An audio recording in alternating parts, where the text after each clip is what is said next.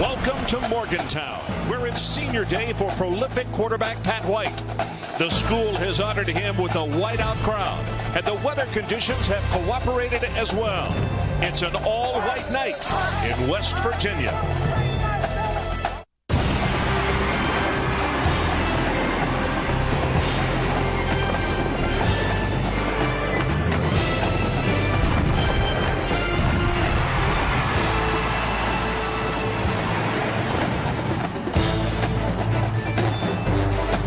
Welcome to ESPN2 College Football Primetime, presented by Kay Jewelers. Tonight for the Big East Conference, the South Florida Bulls take on the West Virginia Mountaineers from chilly Morgantown, West Virginia. And right now, let's take a look at the Big East standings. Cincinnati sitting on top with a 6-1 record, followed by Pittsburgh and Rutgers at 5-2, and West Virginia at 4-2. Hi, everybody. Ron Franklin along with Ed Cunningham, and a happy holiday season to you. This will get you in the Christmas spirit with this kind of weather.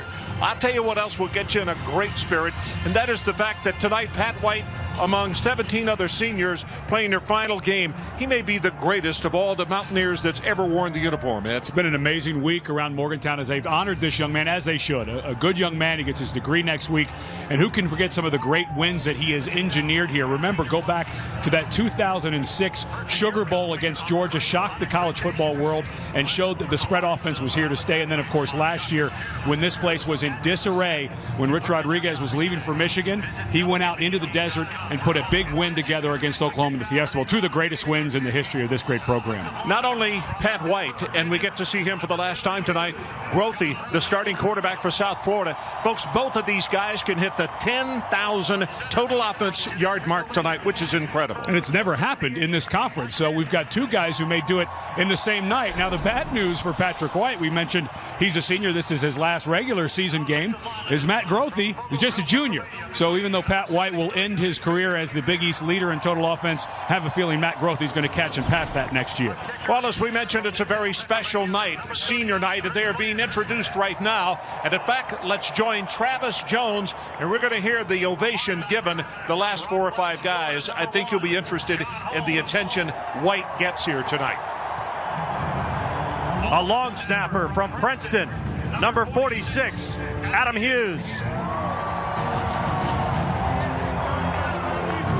A receiver from Greensboro, North Carolina, number 21, Darrell Jallah.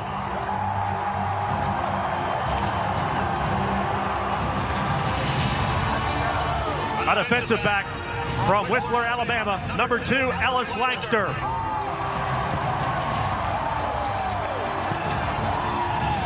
A linebacker from Wilmington, Delaware, number 54, Jim Lewis. A defensive lineman from Naples, Florida, number 98, Pat Leavitt. An offensive lineman from Central Square, New York, number 63, Stephen Mall. A tight end from Paris, Texas, number 86, Sammy Marone. A defensive lineman from Pittsburgh, Pennsylvania, number 91, Doug Slavonic. A receiver from Springfield, Virginia, number 84, Ezra Talai. And now, your 2008 captains.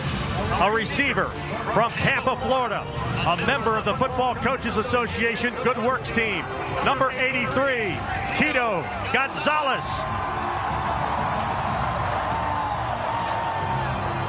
A linebacker from Monroeville, Pennsylvania, this year's leading tackler, number 44, Morty Ivy.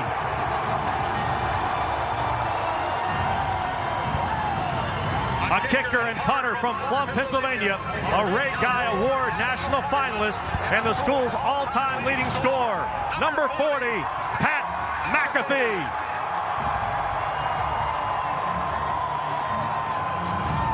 An offensive lineman from Cincinnati, Ohio, number 62, All-American, Ryan Stanchek.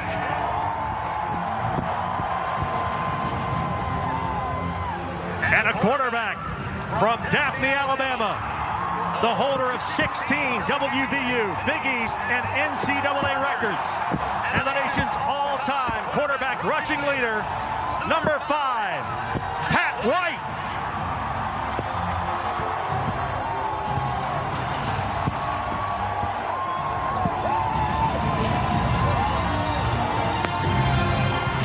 And now, let's bring on the Mountaineers. We'll get you ready for the opening kickoff when we return to Morgantown, and that is in just 60 seconds.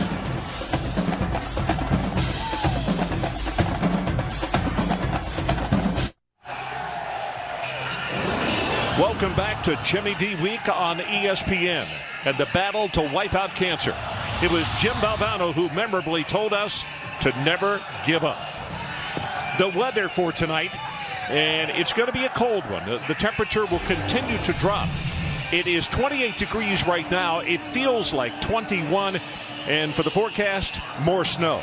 Let's go to the sideline and be joined by the third member of our broadcast team. And he's got more on the weather conditions tonight. Jack Harut, how is it down there? Right, it's cold, but it's also snowing. And for Matt Grothe, it's the first time that he will be playing in the snow. In fact, all week, he was excited about the fact that he might get the chance to play in the snow. He said, the snow isn't going to bother me as long as there isn't wind, and that's the good news.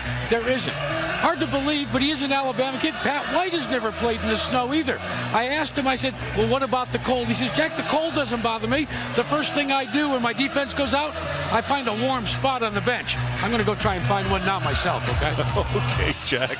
The two head coaches in this ball game tonight. Bill Stewart, 7-4 record in his first season as the head coach at West Virginia. And the man across the way is the only head coach that the Bulls program has ever had. And, of course, we are talking about Jim Leavitt. And I think it's his intensity that will keep him warm tonight. I don't know. I would suspect he doesn't even have very many layers on there. This man's heart races during a game. Well, about 2.5 hours ago, we were sitting here in the booth. And we looked, and I turned to you. I said, isn't that Leavitt walking across the field? Didn't have a hat on, didn't have a coat on. And he was walking the full 100 yards, headed back to his locker room. So you're exactly right. His emotions run high, regardless of what's going on. And he had an interesting thing to say about the cold. He said he hoped it was going to snow. He said because the young men will like that. They will enjoy it. And there he is coming through. I'm sure he had to dust off his hair by the time he got to just, just a casual jaunt through the snow as Lancaster will take the kickoff and bring it out across the 40 to close to the 45-yard line. Pat White, 32 yards on the return, and West Virginia will have excellent starting field position. And this is a defense that Pat White and West Virginia has really struggled against in the last 2 years. 32 total points in 2 straight losses to South Florida. Pat White banged up a couple of years ago, had an ankle sprain, still played but not well last year, was knocked out of the game with a thigh bruise. So not just looking up to put some numbers up, but he'd like to get through this game healthy. Well, Jock Sanders is in the backfield at tailback along with the quarterback Pat White, and I have a feeling that is for formation purposes only. And in fact, he'll get the handoff, takes it to the right, and he'll have about 6 or 7 yards as Bowie knifes in from that left defensive end spot. And Jock Sanders, a young man, when we met with Jeff Mullen, the first-year offensive coordinator that came up here from Wake Forest when the changeover happened, said if he had one critique of himself, it was that they didn't get the ball enough to Jock Sanders. Now with Patrick White and all of Noel Devine, that's difficult, but they will try to get it to him more. On second down, White, the left-hander, gets it out to Sanders. And Sanders is going to have the first down as he takes it inside the 50. Going to be a gain of 5. And Keon Wilson makes the tackle. We will call his name a lot tonight, number 42, along with 2 super outstanding defensive ends, George Selvey, number 95, and Jarrett Bowie, number 90. All very, very good players. Yep, Keon Wilson is a junior college transfer his first year, and the coaches, Wally Burnham, the defensive coordinator, said he's really picked it up in the last few weeks. So West Virginia, on their initial drive of the night, moves the chains on their first drive. And White, quick pass out on the far sideline, has it complete to Arnett. That's good for 8 yards, and Jerome Murphy is there to make the stop. Here are the impact players for South Florida. Well, you mentioned George Selby was a unanimous All-American last year. He's been battling an ankle injury. That's going to be slow on this slick field, I would suspect. McKenzie, the strong side outside linebacker, leads the team in tackles by over 35 tackles. And Carlton Williams, although a strong safety, will play a lot down in that nickel linebacker spot because of the spread offense tonight. Sanders in the backfield again. Jala is the man who was in motion, number 21. And they give it to Sanders. Finds a little bit of breathing room, and that's enough for the first down in the vicinity of the 36. Keon Wilson there to make the tackle again. Let's go down to the sideline and check in once again with Jack Aru. Jack? Ron, take a close look at Pat White's hands. He is wearing gloves. I asked him before the game. He said, I've practiced with him. I've also run some plays during games with him.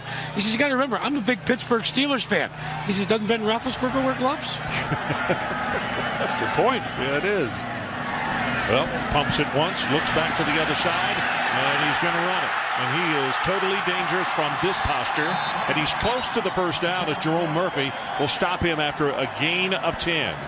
And this is a new wrinkle to this offense. When Jeff Mullen came in, the thing that he studied was the 2 losses last year to South Florida and to Pittsburgh. And he noticed that they played all-man coverage and tried to lock the outside receivers down with their good corners. And so they put a little more drop-back package in there for Patrick White. He's picked it up very well. He's picked up the whole package quickly. And there he shows you even when he's covered, he's dangerous. He can get out and almost pick up the first down. Even on a snow-covered field. Well, that pass is going to be a little high and incomplete. Jala was the intended receiver. Redshirt senior out of Greensboro, North Carolina. And they went to a more pro-style passing attack when Coach Mullen got here. And Pat White has picked it up very well. And it's because of what South Florida has done to them the last couple of years defensively. This is a third down and short, and a down that we're going to talk about as Pat White takes it forward. Rogers takes it forward, actually. Now some of the players having to be separated besides where the play ended. And it looks as though from where the yellow line is, that's going to be enough for the first down. The point I was going to make, Ed, and we'll get you to talk more about this. Noel Devine, 170. Mark Rogers, running back, 185. Jock Sanders, 185. They're not very big at that position.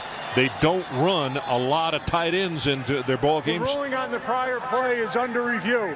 Yeah, they're obviously going to, I would assume, check the spot. Yeah. And the other thing is no fullbacks. Yeah. So in short yardage situations, it's kind of tough on West Virginia. Pat White, I was right the first time. Yeah. He did hold on to the football. Yeah, he did. And here's the shot that we'll see. You know, of course, losing Owen Schmidt from last year, you're talking about the fullback, that takes a big oomph out of there. I think he's right on that line. I think he did get the first down. Yeah. From that angle.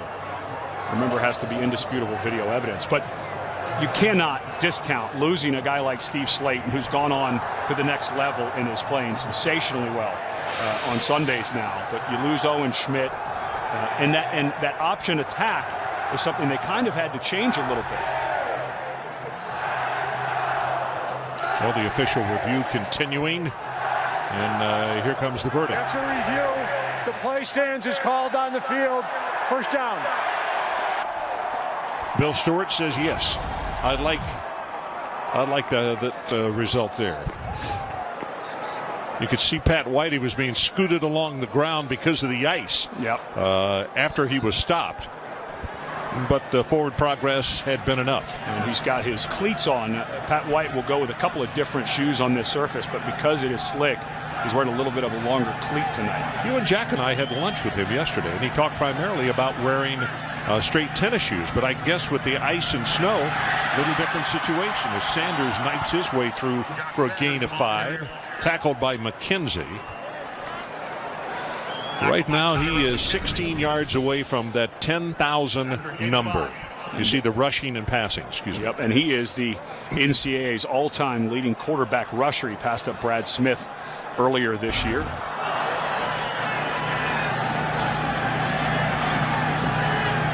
from the shotgun. 2nd down and 5. Great protection. Sings it out in the flat. And that's good for the first down to Jock Sanders. And in case you walked into the room late and just turned on our football game, this is the first time that South Florida has played a game, A, in snow, and B, with the temperature below freezing. Well, it's a program that started at this level, the FBS level, Football Bowl subdivision, only in 2000. So not much history, and they were only in existence for 3 years prior to that. Jim Leavitt, as you mentioned at the top of the show, has been the only coach they've ever had. So not a ton of history, but in the Big East, they're going to play a few more of these down the road. I think exactly right. Straight ahead, there's the first down with Sanders. Jock has it. McKenzie again on the stop.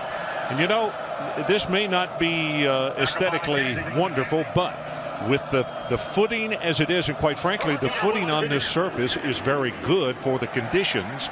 But I think if you can continue to do that, this may be the kind of ball game it's going to have to be by both teams, because South Florida likes to run the ball as well, Ed. Yeah, and a little shocking that we've not seen Noel Divide. He's run for over 1,000 yards.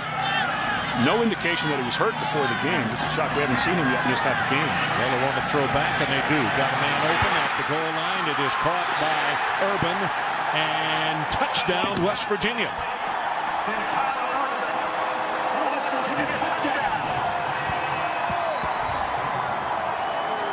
No, that was pretty workmanlike. And that's the only way to put it. Yep. Urban is over to the right. And then he starts coming back across. A good job, but this is an excellent throw by Pat White. The safety, the corner Jerome Murphy was late getting over there. There was trailing coverage by the linebacker McKenzie, but that was a good throw by White. Extra point attempt. Ball is down, and McAfee has it. And as we go to break, one more look. Urban, his 2nd catch of the year. In fact, I think is of his career, for that matter. 7-0, West Virginia.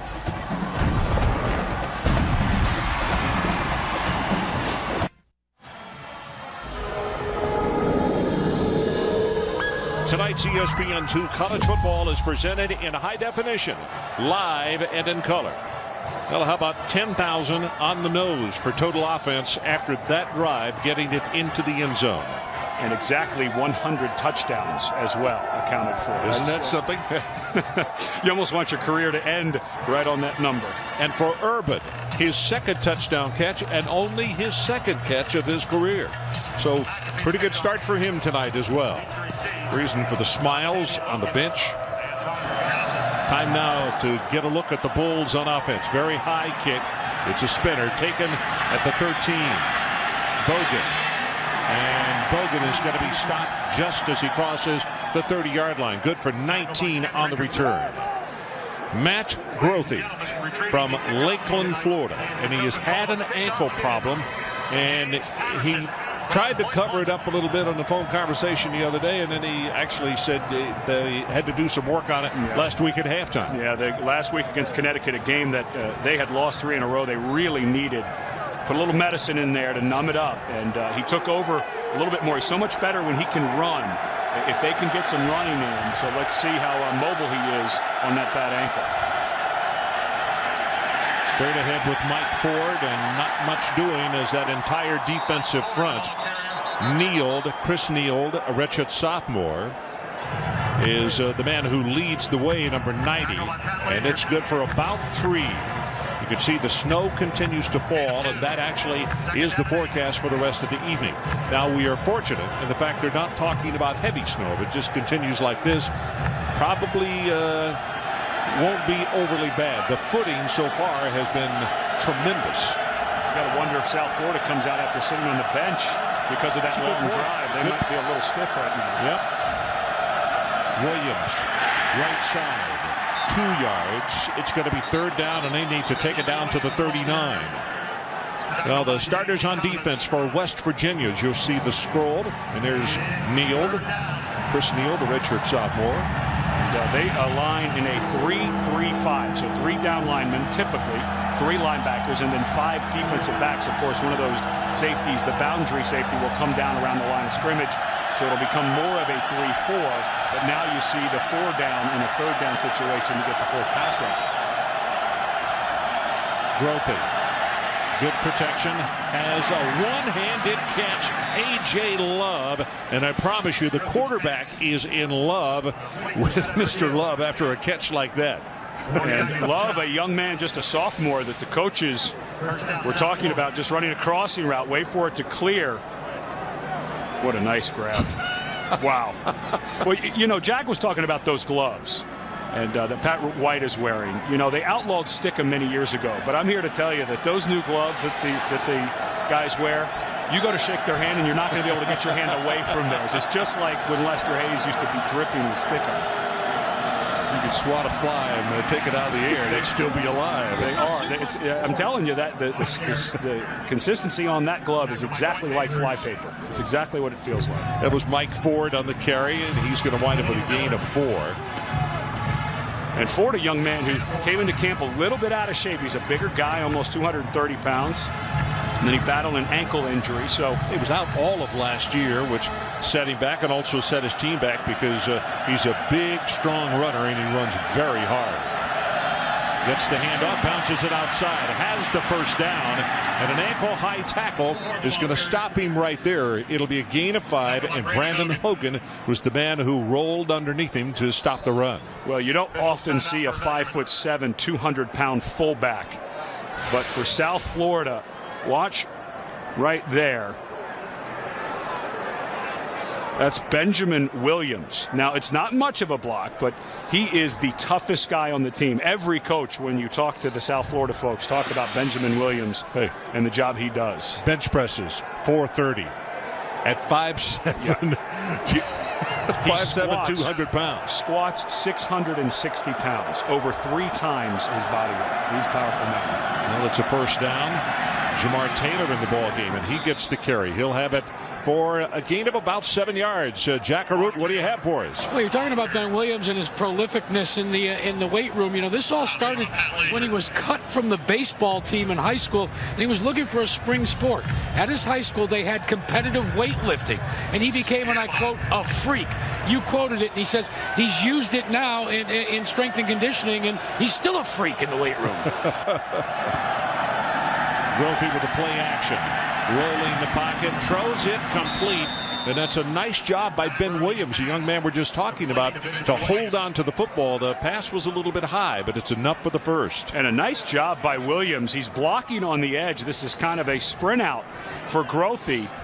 And as Grothy gets over to that side, watch Williams as he works on the outside linebacker, and then he goes to get into his route.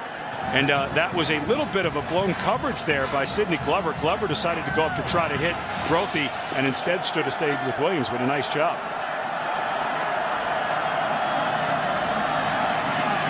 Williams again, and much akin to what we saw from West Virginia. And it may be that kind of night where, again, they're not looking for style points or for anything aesthetically beautiful. They just want to get it into the end zone. 3 yards in a cloud of snow. That's right. Well, that's the exact kind of game that Jim Leavitt would like to play, even though his defense has played very well in the last couple of ball games against West Virginia. Remember, they lost 2 cornerbacks to the NFL, 1 in the first round. So the more he has White on the sideline, the happier Jim Leavitt is. Grothy will keep it. Will have the first down as he goes down hard. Let's give him a gain of 7. And again, Brandon Hogan comes from that quarterback spot to make the hit. And good news for South Florida. Grothy looks healthy. That looked to me like a guy who's not worried about his ankle. Watch him as he goes to cut and move. Yeah, that doesn't look like a guy whose ankle's really bothering him. So the coaches had said he was 100%, but of course you always wonder, are they being honest with us? Because they're not going to really tell you if a guy's not 100%, but he looked okay there. 10th play of the drive coming up here. And they give it to Ford, and Ford, he's going to have about a half yard or no gain, I guess we're going to call it. It'll be 2nd down and 10. J.T. Thomas, linebacker out of Fort Lauderdale. Redshirt sophomore. In fact, his dad played here. And there are more players on West Virginia from the state of Florida than any other state on this team, including West Virginia. And a lot of these guys are pretty upset that the last couple of years they've lost to South Florida, because a lot of these guys know each other. Kelly and Ford in the backfield along with Matt Grothe. And it's Ford still fighting, and I told you he's a tough runner, and he on a second effort picks up about 3 more. It's a gain of 9. It'll be 3rd down and 1. Ian Smith stopped him. And this is the type of run that they know they can get out of Ford. You mentioned he was hurt last year. He battled an ankle this year. Big, powerful guy. They've had high hopes for him. They've got a lot of running backs that they said they were going to get in and out. But if Ford keeps running like this, I would suspect that 26 will get the bulk of the work tonight. So they go to 3 running backs. Actually a wishbone set rather than a power eye set. And they go for the first down. They get it with Ben Williams, and Williams will be inside the 10. It's a gain of 8. It'll be 1st and goal for the Bulls of South Florida. Quentin Andrews makes the stop. Watch the push at the point of attack, and you've got everybody going in the same direction. And the last guy to get it is Williams. This is really good push. A bunch of guys from West Virginia falling down, and that's nice patience by Williams. He waited and waited for that last little bit, cut back and picked up an extra 3. See the line of scrimmage just inside the 10, and this time they knife it to the right side with Mike Ford. Good blocking, as West Virginia saying that the ball came loose. The official does not agree, and they're talking it over. The officials are talking it over, and remember the rule change this year. You can review it even if the play is signaled dead. They're going to give the ball to West Virginia. Let us look at a replay and see exactly what happened. We'll go to break looking at the play as Ford is saying he was down. That's what he's saying to his head coach. 7-0 West Virginia. This would be a huge thing if this play stands, as the ball was wrestled out.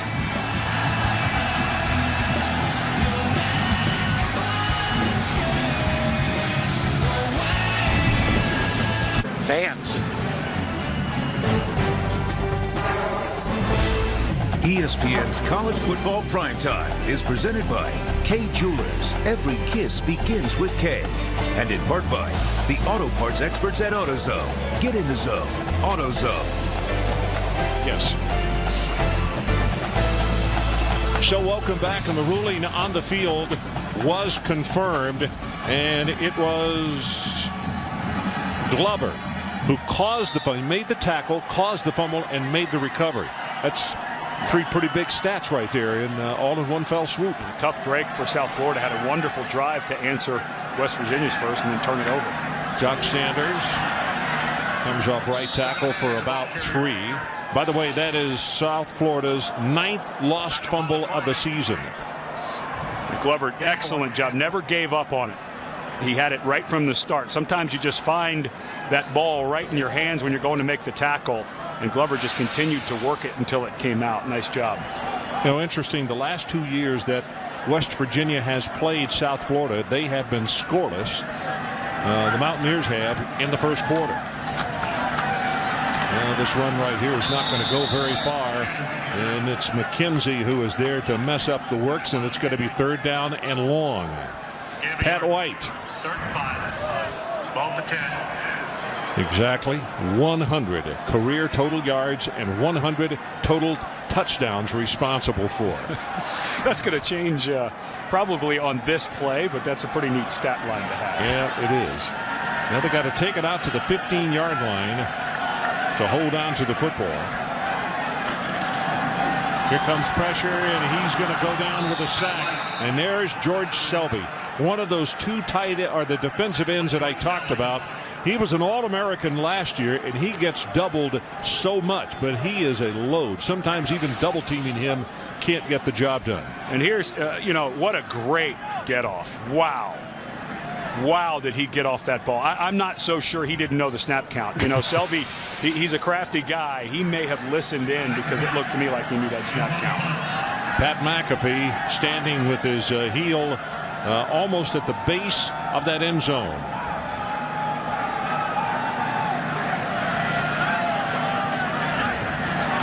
Edwards, the deep man, and the ball is gotten away. I thought it was blocked. In fact, the defender must have run past it as Edwards loses the ball, and now he's going to be tackled at the 32-yard line. How in the world did he miss the football? Well, they said that the referee signaled that it was tipped, because if anything, it would have been a running into the kicker, a roughing the kicker, so first down. But they say the ball was tipped. What a great punt, though, even though it was tipped. 57. He did. He overran it. 57 yards on the boot.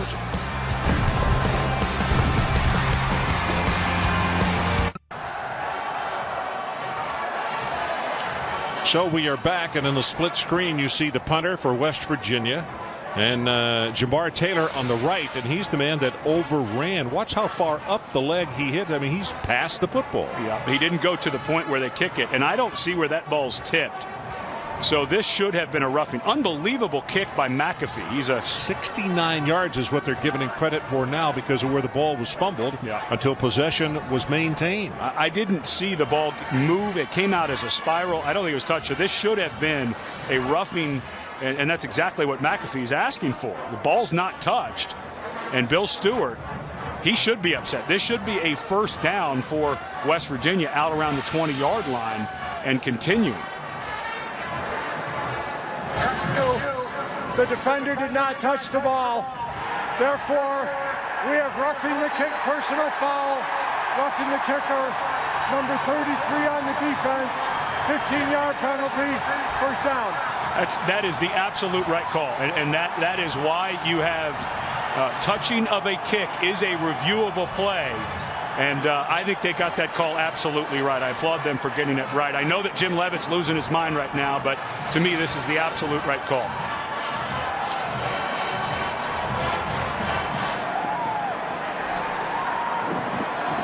Jim better be careful there. He's you don't want to be a little too demonstrative. And, of course, with the personal foul goes the automatic first down. I don't understand that at all. Coach, by rule. Oh, boy. Good. Turn that microphone off. Just don't get anybody in hotter water than maybe they might be in right now.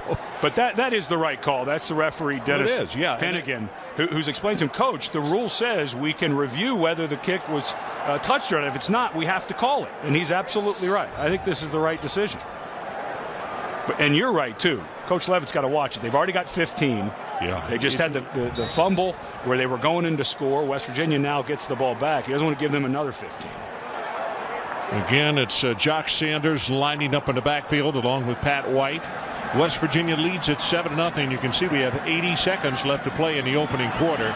And White, they were well schooled on this one. The ball is thrown complete. Jala. And Jala will take it for a first down all the way to the 38. And now, well, that's a snowball. Never mind. I thought it was a flag coming out. Nate Allen is there defensively. 18 yards. And this is something that you just haven't seen really in the long career of Pat White. The ability to throw that ball, somebody in his face, back across his body. And it's been a lot of hard work. Give a lot of credit to Jeff Mullen, the new offensive coordinator, for developing this part of Pat White's game. From the 37-yard line, and they set up the middle screen, and a nice job defensively by South Florida. And let's check in back in the studio. Wendy Nix. Wendy? Okay, Wendy, we're just checking on the field. All of a sudden, we had a first quarter that was just flying by, and now we've had several stoppages in play. And the trainers now are looking at Jock Sanders, the sophomore out of St. Petersburg, and very explosive runner with great speed. And obviously, he has been shaken. And so we can go back and look at the replay and see what we can find out. He's been in there the entire first quarter. Goes to block and then catches the screen. Hard to tell. There was a lot of guys, a lot of bodies being twisted, and big bodies as well. Oh yeah, that right ankle right underneath the body of Terrell McClain. Sanders 6 carries for 24 yards so far in our ball game, and Mark Rogers will check into the lineup. So it'll be a 2nd down and 8 as we have now only 32 seconds left in the opening quarter.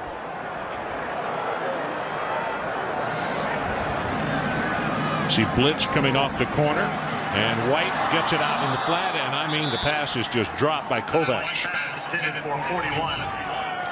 The join host Reese Davis, Kirk Herbstreit, Lou Holtz, Lee Corso, and Mark May as they review all 34 bowl games, the matchups, the winners, and the losers. The Bowl Selection Special on ESPN tomorrow night, 8 o'clock Eastern Time.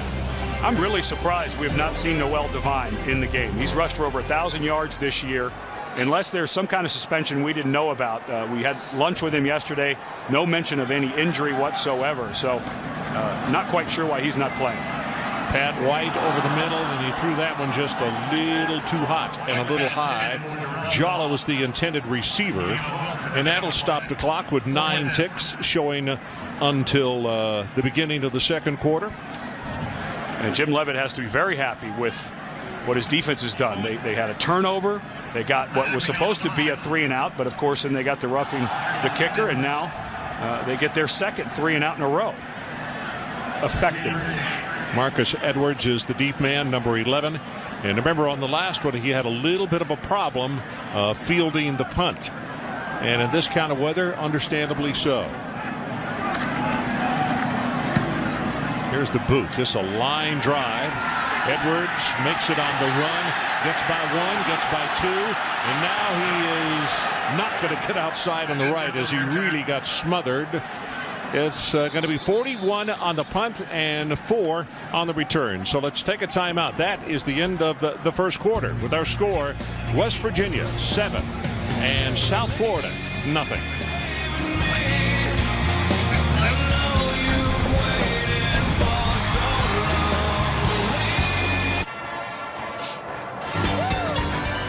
And we are back. Greetings from Morgantown, West Virginia. Little Christmas parade going on, and I wasn't joking off top of the telecast. It really does get you in the Christmas spirit. We came to the stadium and it was snowing pretty heavy actually at the time. It's just about stopped right now. Don't know if that will be for the remainder of the evening or not, but that also means of course that the temperature is dropping, but the footing has been good and we have not seen a bunch of slips. Grothy throws the ball and it is incomplete. And let's check in again with Jack Arute. Jack? Ron, you're right about the footing so far, but for guys like Jock Sanders, it was the cold turf that created this potential ankle sprain. They have taped it, added some support. He is trying to run through it right now. When they went through all the precautionary, pulling and tugging, he didn't show much pain, so he should be out. Let me give you the update on Noel Devine as well. Nothing wrong with him as far as we can tell. He's just been huddled over here by a heater, waiting. Okay, well, he is a big producer for them, but tonight in the ballgame has not played a down. Nice job by Grothy getting the pass away to Busby. And Ben Busby, a junior out of Mobile, number 82, a tight end at 6'3", 242, did ad-libs galore and came up with a big one. Well, that's exactly what Matt Grothy does, very much like Pat White in his ability to get away from people and make plays. Nice job of squaring his shoulders. Oh, that is a nice play by the tight end Busby. A lot of athleticism right there. Still sliding. Yeah. Safe. Well, a little mix-up in the backfield. You can see Grothy spin around, and either the quarterback, and I doubt it's the quarterback, I have a feeling the running back ran the wrong direction, and we did not have a play action on the play. It's a loss of 1. Well, Grothy comes out and goes to his right and just never got to the running back. The play is obviously going to the left, and Grothy just has to finish and turn all the way around. And sometimes, because South Florida plays so many different running backs, sometimes it's hard on your quarterback because guys run plays a little bit differently. You're right. Also different, we talk about different sizes. Ben Williams only 5'7". Handoff's got to be a lot lower to him, obviously. Grothy, play action, under heavy pressure, and throws it complete at the 40-yard line to Bogan. That'll be a gain of 4. That helped him out considerably because it's now 3rd down and heavy pressure by Sidney Glover. And a great job by Grothy of buying some extra time because his receiver, Bogan, hadn't quite cleared yet. So that was a nice job by Grothy to buy that time and make this a manageable third down. I'll tell you, Glover is the one who forced it. And now they got a situation, third down. They need to take it to the 49-yard line. That's the line to make for the first down. Grothy, great protection this time. Over the middle, has a man and hits him at the 39. Good for 20 yards, and it's Jesse Hester. One of the two guys that they talked about at receiver that they have to get the football to because big results happen when they get it to Hester. And Hester's been a young man that's really burst onto the scene this year. He was very steady last year, but they didn't expect him to have the type of year that he's having. I'll tell you, I'm sorry. No, go ahead. It's his 21st consecutive game that he has had a catch. It's a new school record, by the way. Very consistent. Had a good teacher in his dad, Jesse Hester Sr., played 11 years in the NFL. This one will keep on the ground. Maybe good for a half yard is Jamar Taylor, tackled by Chris Neild. And Neild is the guy who has really come on in this 3-3 defense. He plays the all-important. If you're going to play what's called an odd front, that's when you put a nose guard right over the center. Even is when you have two tackles over the guards. Odd is when you put a guy right over the center. If that guy over the center, a three-man front, cannot control the center and the backside guard, your linebackers are done because they can get through and block, and this guy does a nice job. Neild had a really solid ball game against Oklahoma in the bowl game last year out in Tempe. Grothy all the time in the world and throws to a wide open Bogan, and Bogan will set it up first and goal inside the 10-yard line. It's a gain of 30.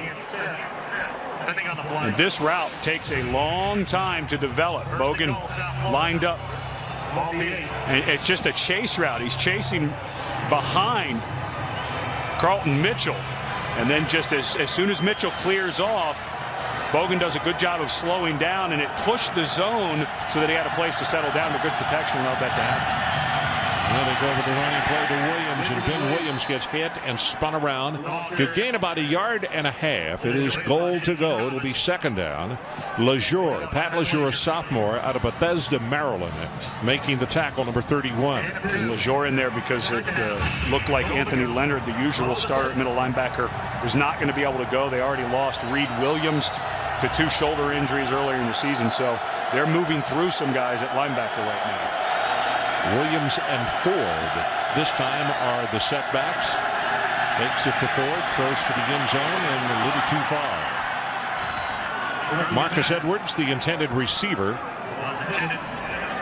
And that was one of those deals where the defender and the receiver's feet got caught up, and that's what stopped Edwards from being able to run. It was a pretty good throw by Grothy. He kept the ball in bounds, but Hogan, a young man who was playing wide receiver at the beginning of camps, turned around. Nice job. You see Edwards with those short sleeves on? Now I'll tell you, many of the West Virginia kids have got long sleeve shirts underneath their jerseys.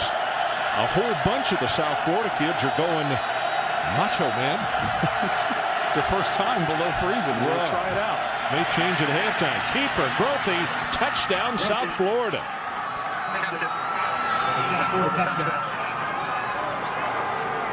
Well, and you can see the West Virginia players talking to each other. The right side of the defense just completely collapsed. It's the zone read that just about every team in the country, all the way up to the NFL level, is now running, and the backside defensive end just got washed all the way down inside, and Grothy walked in. Well, the drive, 10 plays, 75 yards, 3:55 off the clock. Bonatti knocks home the extra point, and we are tied at 7 as you take one more look at the touchdown run by Grothy. Tied at 7.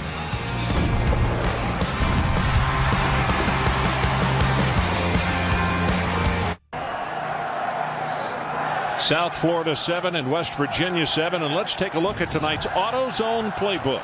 All right, the guy you want to look for on this play is the defensive end, Scooter Barry. Here he is lined up right here.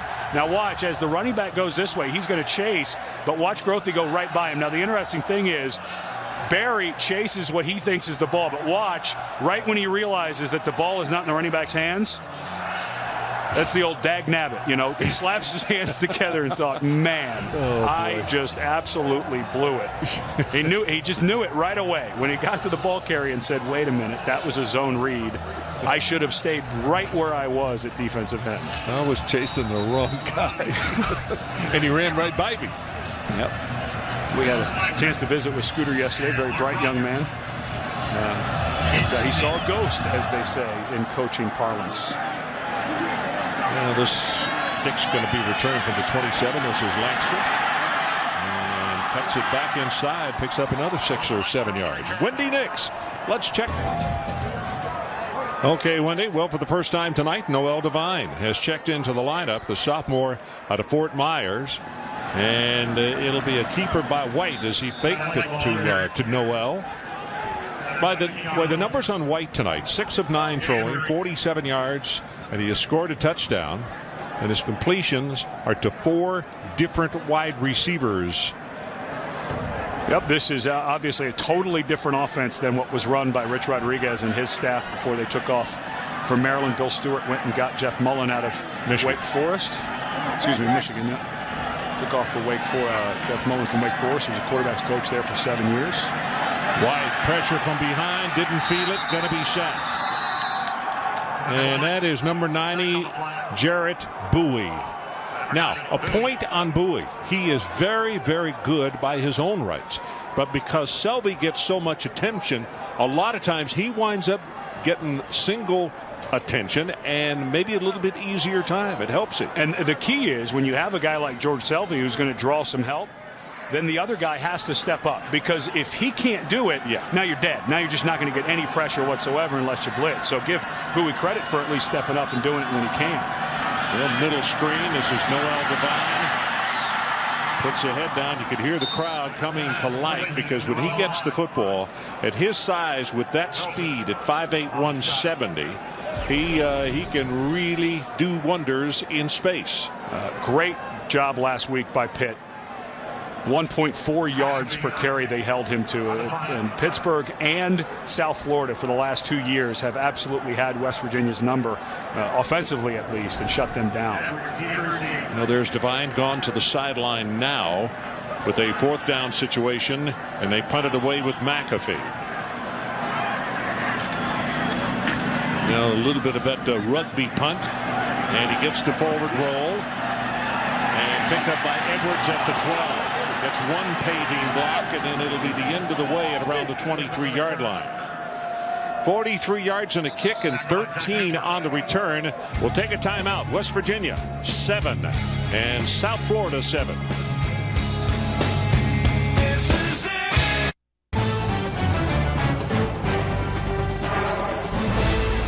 ESPN's College Football Primetime, brought to you by Black & Decker. Powerful solutions in and around the home. Well, as they continue to slide outside of Mountaineer Stadium, guys, I want to let you know they're going to slide a little thing in terms of snap count and cadence and color call. Matt Grothe met with his linemen. They practiced it. I can't tell you the color change, but obviously they've tend to think that maybe there's a little trickeration or spying going on the defensive side of things. Yeah, you have an active color that alerts your offensive mates that you may be changing the play. They must have changed that color because I think West Virginia may know it. Boy, I'll tell you, Jamar Taylor hit in the backfield just as he got the handoff, and it's a loss of 6. Hello, J.T. Thomas, the redshirt sophomore out of Fort Lauderdale. Whew. Well, this was just an absolute run-through. That's a heck of a job by Thomas. Didn't get to finish it, but there's Scooter Berry making up. Learned from his mistake. Yeah, he was home this time. Yes, he was. Way to go, Scooter. 2nd down and about 16. Tied at 7. About to hit the midway mark of the 2nd quarter. Snow has stopped here at Morgantown, at least for the moment. Grothe throws it in the flat, but the receiver, Cedric Hill, had to turn and come back a step to make the catch, and with that he lost his footing. And actually the first time we've seen tonight somebody lose their footing. Yeah, and I want to go back a second, though, about Jack talking about the color. What happens is cadence usually has a color in it. So you'll hear like green 57, green 57, and then you go into the cadence. Well, there is a color that's a hot color so that you know if it's red and I give you a number, that's what changes the play. Well, you don't want the defense to know when you're going to change it. So obviously Matt Grothe was concerned West Virginia knew their hot color, so they changed it. Quarterback draw, has 5, has 10, and he's off. Finally hit with an ankle-high tackle, and that will be enough for the first down. So Grothe sets sail, and it's a gain of 19 yards. Brandon Hogan finally put a stopper on it. Well, Matt Grothe is just playing lights out right now. This is a design run, and this is something that the coaches from South Florida said. Greg Gregory, the offensive coordinator, and Jim Leavitt said he is a better player when not just scrambles. He's very good at scrambling, but when we call run plays for our quarterback, he plays better, and Grothe is really locked in right now. Ben Williams, the man in the backfield with him, still looking good with great protection. Throws it over to the left, and I mean almost a KO hit on Lankster. It's going to be a gain of 12, though. Bogan is the man who made the catch, and Lankster came over and really put the wood to it. Well, Grothe can be very accurate both in the pocket and on the run. That's the one thing the coaches talk about, his abilities with his feet set up so many things they do in the throwing game. But that is the word they use all the time. He's accurate on the run when he throws, and we've seen that so far this evening. West Virginia coming with pressure up the middle. He has to just unload this one, and a very smart move. No sense in taking the hit, and he could see that there was way too much duress to mess around with that situation. Clock stop, 6:29.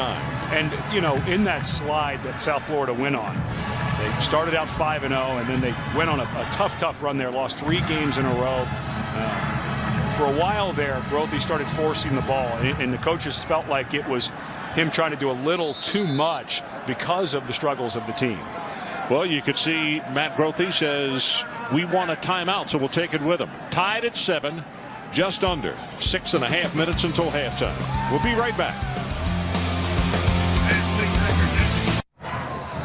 So we are back, tied at 7, 6:29 showing on the clock. And the temperature continues to drop. And for those of you who are Jackaroot fans, in the booth where Ed and I are standing, it's 76 degrees, and on the field it's 23. Now let's hear it for Jack. Poor guy. This is going to go for about a yard with Williams, and let's check in again with Jackaroo. Jack? I know you guys are sweating, but what I want to do is update you on the condition of the field. This is that field turf, and this isn't chocolate chip ice cream. It's starting to harden up. What happens is the snow gets inside and replaces a lot of the black ground up rubber, and that's what starts to make it hard. The footing is starting to go away, guys. Okay, good hustle there. Get your knees out of the snow there, Jack. Third down, line to make is the 43 of West Virginia. And Grothe wants another timeout. That's the second one he's taken because he didn't like the formation they were in. And in a game that, with 5:52 left in the second quarter, a game that looks like it's going to be very tight. You don't want to be wasting timeouts. You may need them at the end to try a field goal at the end of the half. Well, get your weekly dose of NFL news and analysis on ESPN Sunday. First of all, at 11 a.m. Eastern, Chris Berman hosts Sunday NFL Countdown. Then at 7 Eastern, Chris Berman and John Saunders deliver the day's highlights and scores during SportsCenter. Sunday NFL Countdown presented by IBM and SportsCenter presented by Bud Light on ESPN Sunday. Well, they have one of those field turf fields here where there is those rubberized pellets. It's chewed up tires is what they use.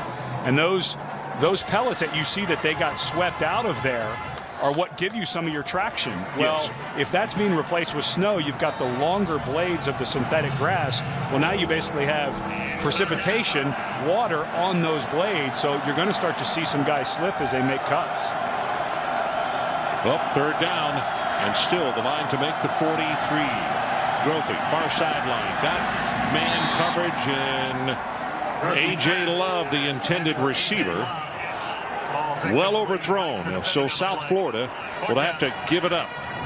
Lancaster was the man with the coverage. And West Virginia's going to leave their safe defense in. All their defensive linemen and linebackers will stay in instead of their normal punt return, because this is the area on the road you have to consider South Florida would think about a fake here. Alvarado was the man waiting for the snap back at the 38-yard line. Tied at 7, 5:47 left until halftime. Very, very high. Not real long, but it's a super coverage kick. And then it hits and takes a really good South Florida bounce and is going to go dead at the 10-yard line. On Monday night, the two teams perched at the top of the NFC South with identical 9-3 records.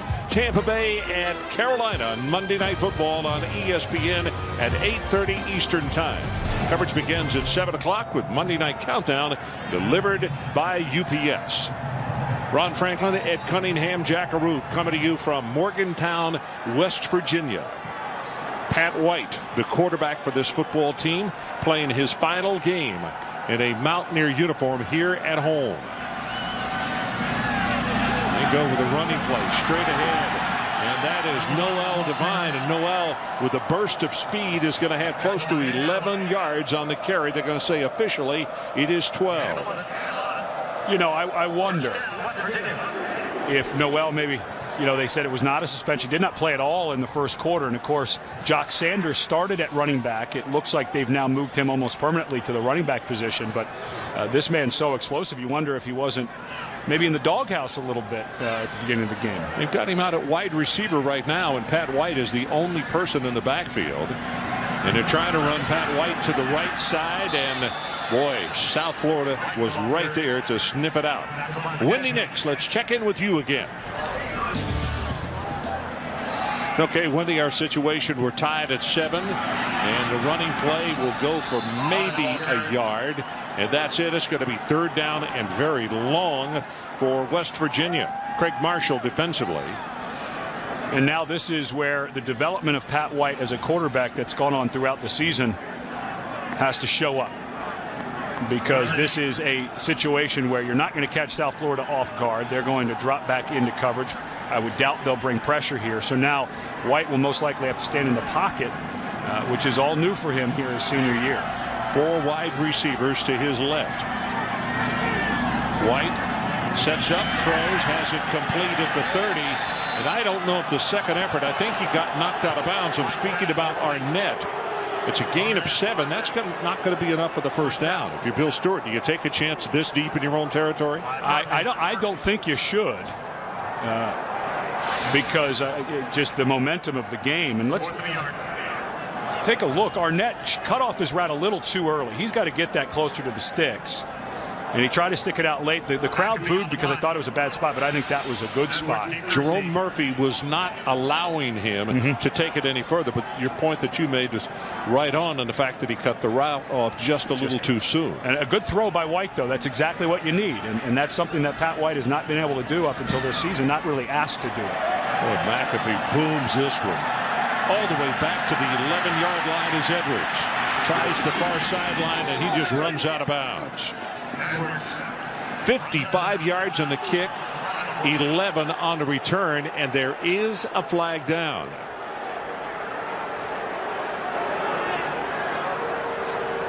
I think they may be getting a late hit on Sammy Marone.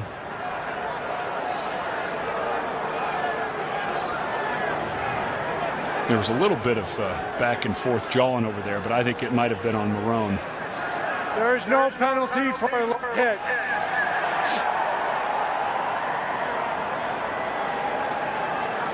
Well, it happened right in front of the, or part of the South Florida bench.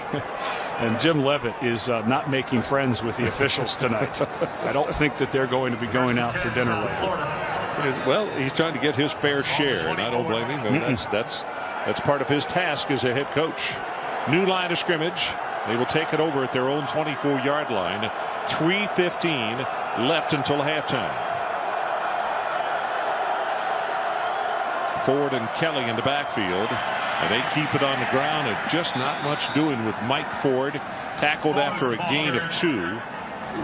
And here's where those timeouts. That Scooter Barrett. Yep, Scooter's having a nice game after he had a little mental error. You know, well, I mean, he's a good and consistent football player. He knew that he messed up on the play instantly, but he may have gotten a little chewing on the sideline as well to give him even more incentive. Just a sophomore, he's got a long, nice career ahead of him. Yeah, he does. He started last year as a freshman.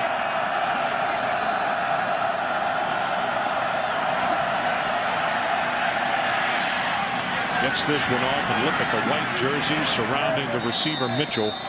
He'll pick up 5 yards, but it's 3rd down, and they have to take it to the 34-yard line or give it back to the Mountaineers with 2:28 showing on the clock. And this is where West Virginia, the clock is going to start here as soon as they set the ball ready for play. And I don't think they should do it here.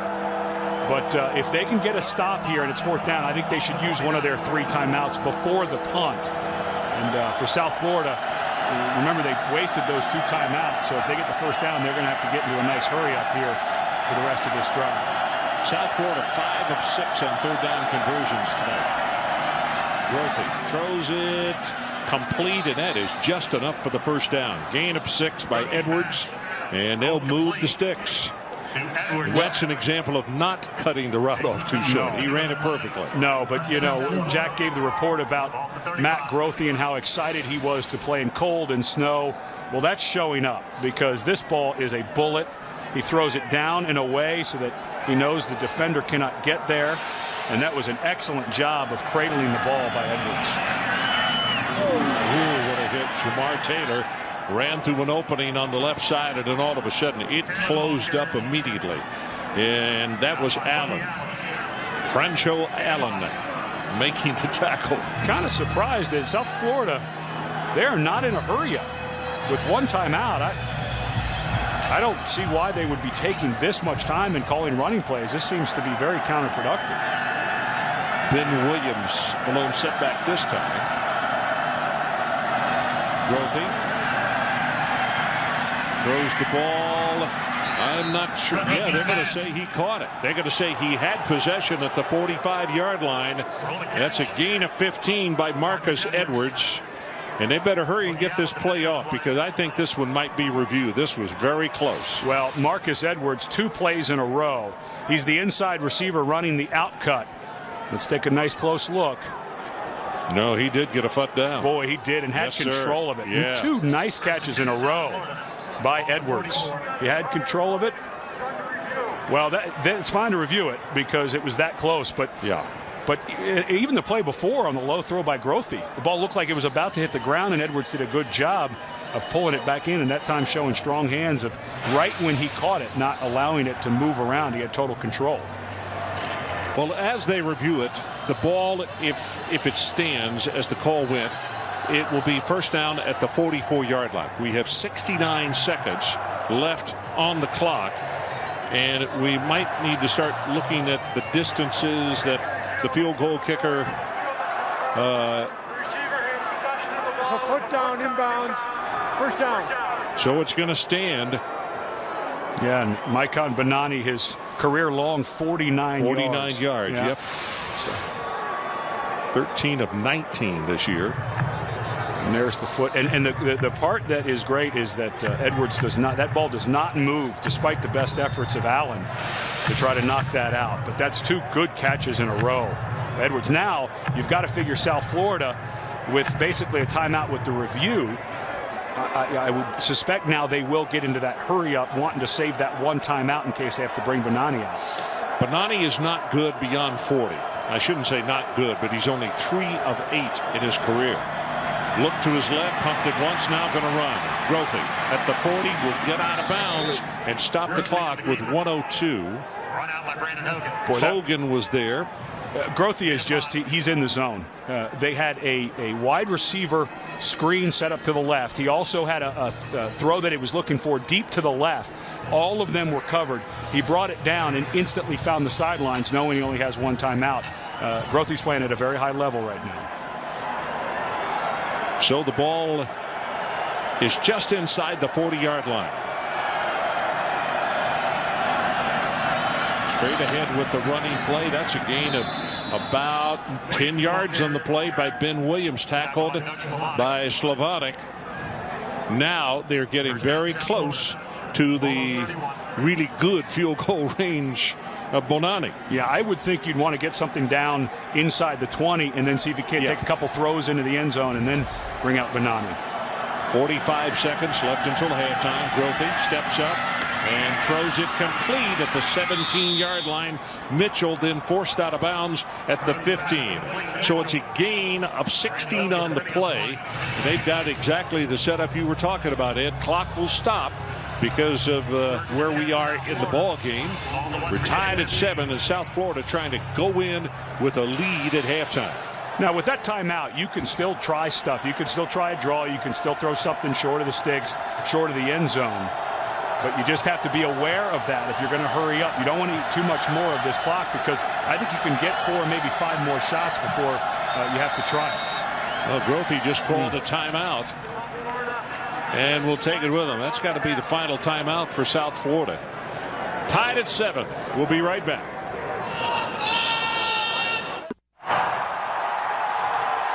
So welcome back to Morgantown. Here's the situation. 39 seconds showing on the clock. It is a first down for South Florida as they set up shop at the 15-yard line of the Mountaineers. Grothy at a shotgun formation, empty backfield. Over the middle, the ball is intercepted by West Virginia, and that's Glover. Well, that's the first bad throw of the night, really, for Grothy. He threw it behind the receiver. 33 seconds on the clock, and obviously, if he wasn't sure, he could just throw it away and still have plenty of time. Yeah, this is just he's got plenty of time. The offensive line's been playing great, and that ball's just thrown behind the receiver, and that is the second turnover for Glover. Well, it's second turnover in the red zone also. Oh, good point. Yeah, Glover forced the fumble down around the 6-yard line in the first quarter, and now Glover, because of the poor throw, he had to throw that over the linebackers, and the ball floated on him a little bit, and Glover having himself a very big night. He really has. He has had a very big night. Pat White going to keep the football and is going to have 8 yards on the play. Keon Wilson defensively. And now West Virginia, with their full complement, gets their timeout. I don't think they want to do anything risky here. It's a cold night. The ball could slip. Somebody, I think that's a good call to get White. You've got your timeouts. If you break one and you get out near midfield, then maybe you'd open it up a little bit. But I don't know that you want to be rearing back and throwing it too much right now. I had a lot of concern. I looked at the field, and the linemen were trying to reset, and one of the linemen, Pat, was still on the ground, and Pat White almost got stepped on by one of his linemen who was stepping over his quarterback, and then they realized it was a timeout call.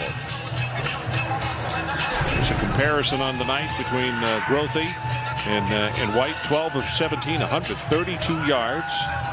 1 interception, and he's got 36 rushing yards, does Grothy. And for White, 8 of 11, 61 yards, 1 touchdown, and 7 rushing yards. It's a cliche, but what do coaches always talk about? Turnovers. Yep. I mean, that's the first thing out of their mouth anytime, and South Florida in their red zone with 2 of them so far. Well, Devine is in the ball game, and the ball is overthrown, intended for Jala. White's pass intended for Jala. Ball's incomplete. And now I think in 3rd and short for West Virginia, maybe some type of draw or screen to Noel Devine. Get the first and then see if you can't get into a hurry. And look at this secondary, South Florida. They're moving up a little bit, but they were in playing center field there just a moment ago. 2 of 6 on 3rd down conversions tonight. And here's Devine, and Noel tries to turn the corner, and he does.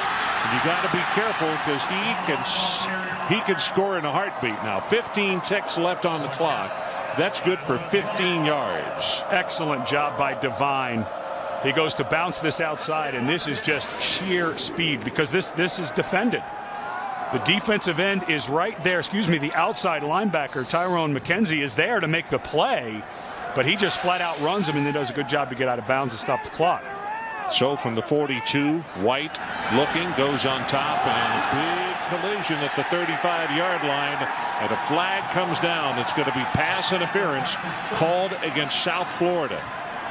Gachette is the man who was part of the collision. And even if South Florida, Jim Leavitt's trying to claim that this ball is uncatchable, but I think what the call should be is a personal foul, because Starks was a defenseless player. And I think that Leavitt is trying to claim that the ball was uncatchable, but to me, this is more a personal foul type call than a pass interference. Pass interference, number 7 on the defense, 15-yard penalty, first down. Well, if you're going to call that, the ball does have to be catchable. So Jim Leavitt, I think, maybe has a little bit of an argument here. Oh, no. No, that's yeah. Well, the first thing that you mentioned is again, we talk about it. Defenseless player this year, supposedly, they're going to do a better job of taking care of. That's a defenseless player when the second man comes in and hits him in the head. But also Nate Allen put his hands on Starks when that ball was in the air as well. So that's a good call. Pass thrown complete at the 28-yard line to Arnett. That's good for 15. And still 5 seconds left on the clock. Now decision time for West Virginia. I think you got to kick it, because if a play can take between 4 and 8 seconds. So why risk it? I think you put out your senior kicker. West Virginia takes their time out to talk about it, but I don't think you risk another play from scrimmage. I think you kick this field goal.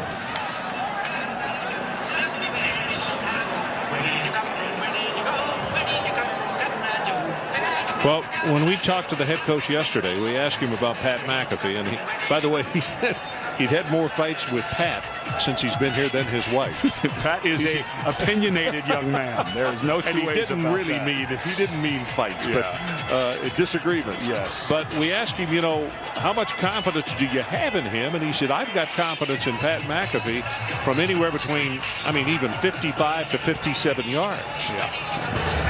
McAfee is out there working this turf. Remember the report that Jack gave us that a lot of the snow has worked its way down to the turf. McAfee ran up there right away to clear off a spot.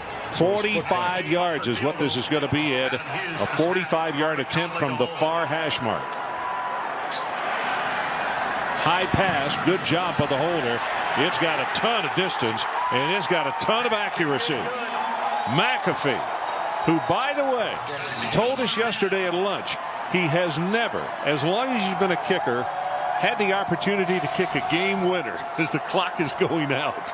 Yeah, and as a senior, he's West Virginia's all-time leading scorer, and that doesn't quite count as the end of a game, but pretty good end of a half. Let's go down to the sideline. Jack Arute. And you can see the smile on the coach's face. Your kicker did it, but I got to ask you, was there a reason why Noel Devine wasn't in the first quarter? No, there was no reason. It's just we went with Jock Sanders in there. Noel's fine. He's going to have a big half. He'll be fine. How about that Patrick McAfee, huh?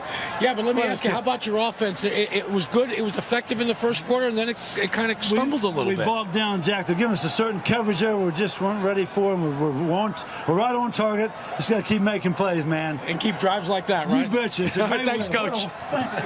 Okay, Jack, thanks so much. Our score at halftime, West Virginia 10 and South Florida 7. Now let's send you to Wendy Nix in the studio.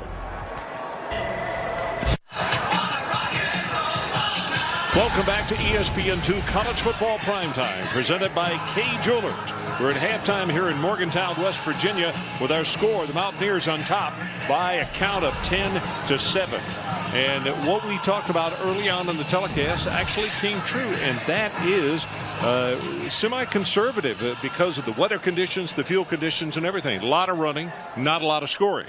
Yeah, it's been a back and forth game. We'll take a look at the Timberland game track of the first half, and it started out where it looked like they were going to go back and forth quite a bit. 10,000 yards career total offense for Pat White in his last game in Morgantown.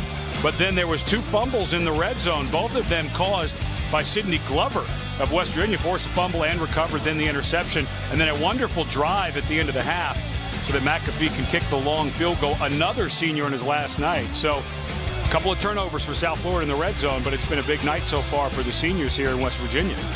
And as you could see in the back of that blue jacket that Bill Stewart is wearing. The snow is beginning to come down again. You look at the total numbers.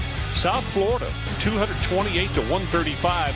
But boy, the 2 turnovers just jump out at you there. Yeah, and only 3 points off of those turnovers. It was after that Glover interception that Pat White did a nice job with the 3 timeouts, took them down for the McAfee field goal. But that first turnover, it looked like South Florida answering West Virginia's first drive was just going to walk right into the end zone. That fumble was on about the 6-yard line. Well, here comes the kick. And it'll be South Florida getting the ball to start the second half since they won the toss and deferred. Jack Root, let's check with you on the sideline. Well, those turnovers for South Florida, I asked Jim Leavitt, and he said, Jack, what I told the players is forget about the turnovers, forget about that last drive. He was very pleased with the performance of his team top to bottom, and he told them, look, all we've got to do is maintain our focus and maintain our attitude in this second half. I want to give you a little tidbit on Pat McAfee. Remember we had lunch with him, and I was telling him about Arden Krzyzewski, the great kicker for Florida, and how he rubbed his foot with a banana. Yeah. He had me bring a banana tonight. He rubbed it and said, I may need it. Guess it worked, huh? Now you're taking credit for the kick. Is that right, Jack? Of course it is. Well, that's Jamar Taylor, and Jamar says, well, they didn't do their defense exactly this way in the first half. He's tackled for a loss. LeJour, the first man to get there, number 31.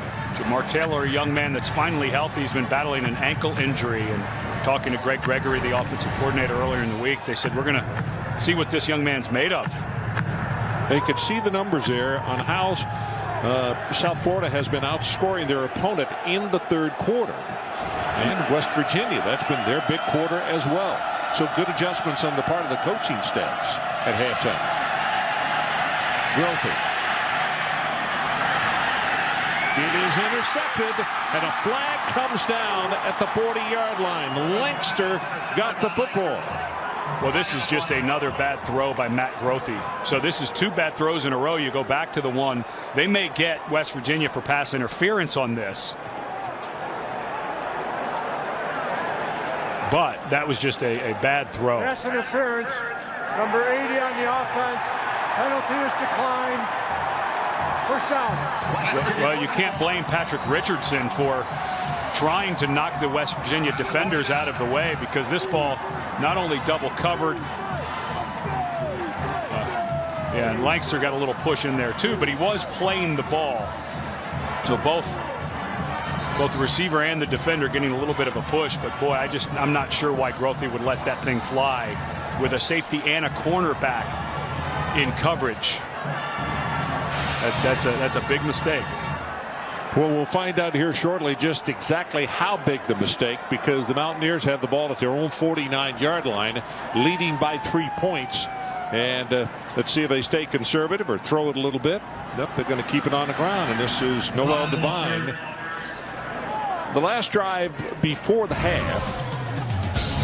And really nice job, Noel Devine, who didn't play in the first quarter. Good job keeping his balance, putting his hands down, then getting out of bounds. And this is a part of the game that Pat White in his senior year has really developed, is in the pocket passing.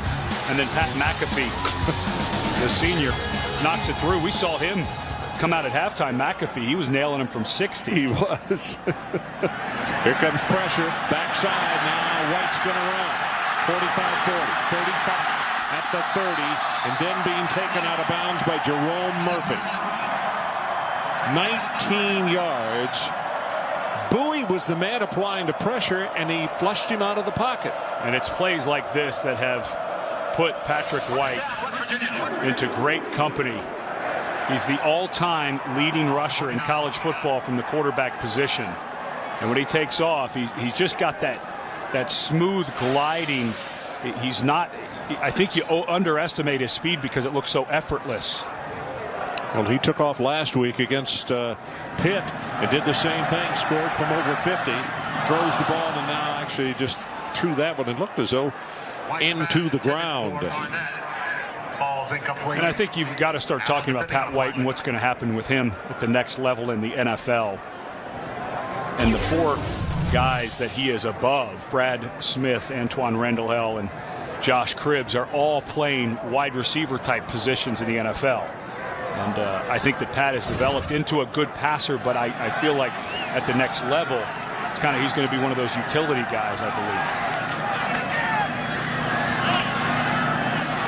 Well, the running play will take it down inside the 25. Jackaroot. You know, Ron, during our lunch yesterday, I actually started to talk to Pat a little bit about his aspirations in the NFL. And he said, even though I was born in Alabama, I've always been a Pittsburgh Steelers fan. And I said, well, do you want to be a quarterback? And he said, no. He said, I just want to play on Sunday. So it's a little bit different than some of the other utility quarterbacks that have held out, like a Heisman Trophy winner from Nebraska a few years ago. He'll go and play wherever. You know, Jack, you have to wonder, with his abilities, as he's under pressure and gets the ball off almost intercepted. He was trying to get it off at the very last minute to Jock Sanders, and Keon Wilson was right there. To complete my thought, you have to think he's plenty good enough to be a backup quarterback. In other words, a number 3 in the National Football League. He still played wide receiver. Absolutely, yeah. And that would be a great thing for Patrick White to be able to do, is to be that third guy and play another position as well, a few other positions. Well, let's see if Pat McAfee can hit one from 42 yards, far hash mark. And he's got plenty of distance, and again got plenty of accuracy. That is right down the middle. So it's now made a 45 and a 42 in the new score. West Virginia 13-7.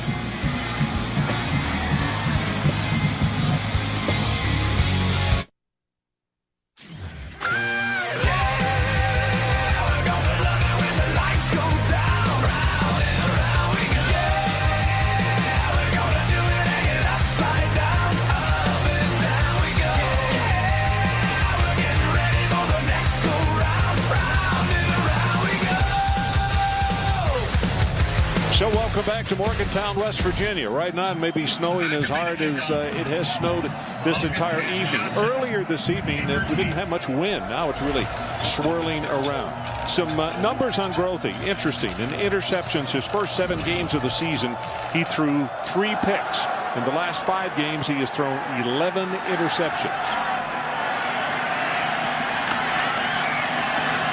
Returned by Bogan. And Bogan's going to take it out to the 31-yard line. That's good for 28 yards on that return. And you've got to think that when Grothe got over the sideline, got on the phone to Greg Gregory upstairs, the offensive coordinator, just settle down. You know, this is a problem that Grothe has had. He's one of those guys. He's a highly competitive guy, but he'll take risks. And the one down on the end zone was just a throw that he had to make. It was a tough throw, so it was just a bad throw. The last one was a poor decision. He just should not have thrown that ball. So, but very luckily, 3 turnovers for South Florida, and the defense has only allowed 6 points off of those turnovers, so keeping them in this game.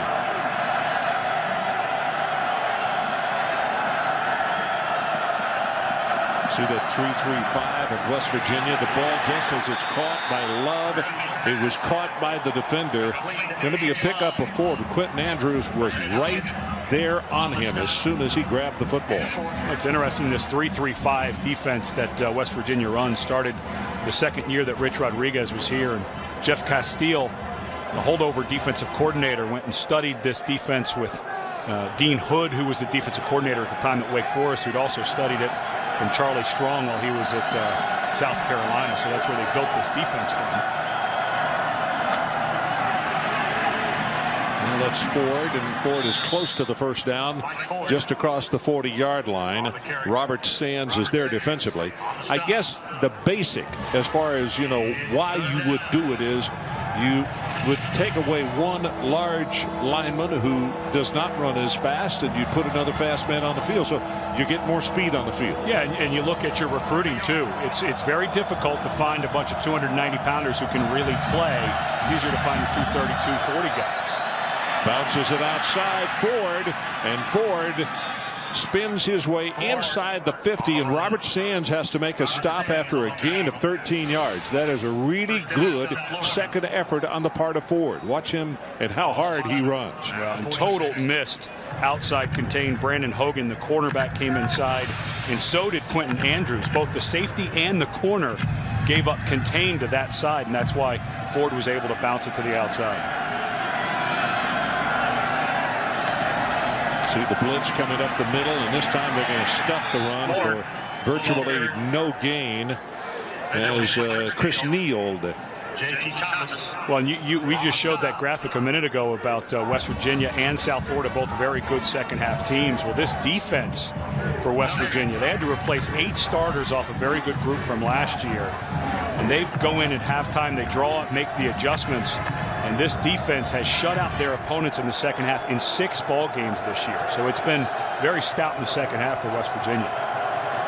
Ford, the lone setback, and Grothy will keep it, and Grothy fights his way down inside the 40-yard line. Join host Reese Davis, Kirk Herbstreit, Lou Holtz, Lee Corso, and Mark May as they review all 34 bowl games, the matchups, the winners, the losers. The Bowl Selection Special on ESPN tomorrow night, 8 o'clock.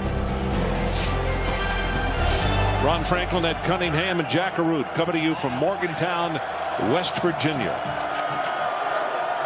Final game for, 18 seniors on this Mountaineer football team. And, of course, Pat White, probably the most popular Mountaineer to have ever played here, playing his final game tonight. And if you're wondering why they are wearing the white uniforms tonight and they are at home, they had to ask for permission at the very beginning of the season. They had to contact the conference to ask them. You can't do it after the season is underway.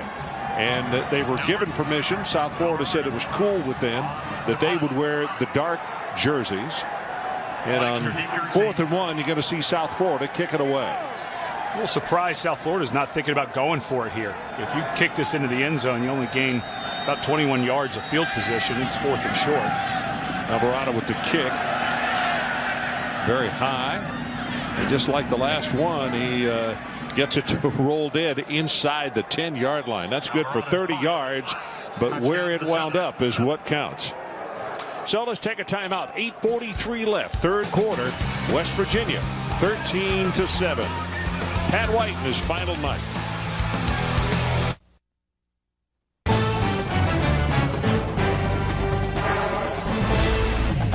ESPN's College Football, brought to you by Timberland Earthkeepers Collection. You can see the snow falling a little bit harder here, and also the spike cleaner on the sideline.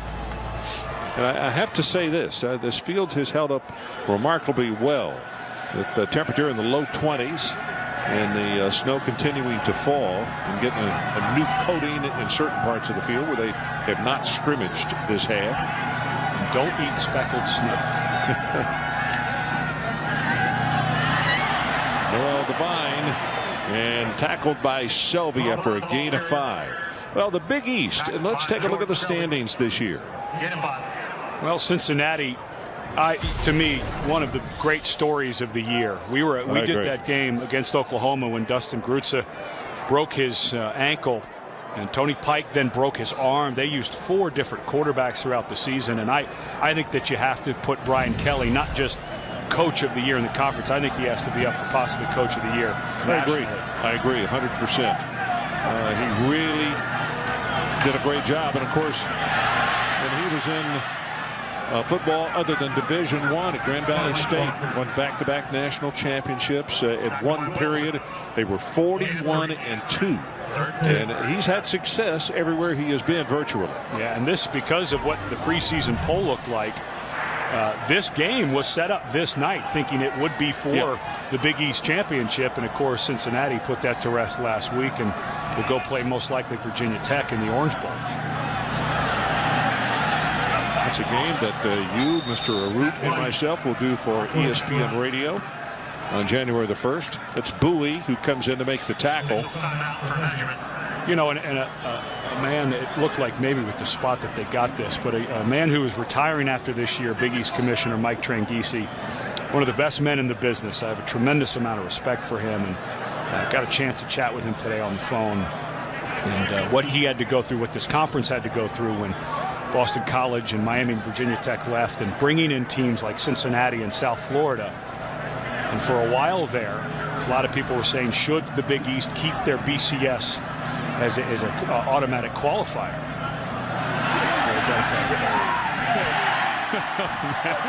Stand check. You think he was happy? Yeah. But, you know, it was interesting in talking to Mike this morning about some of the things he's done when he's here. He's talking about this conference and the win that West Virginia had in that Sugar Bowl in 2006 over Georgia.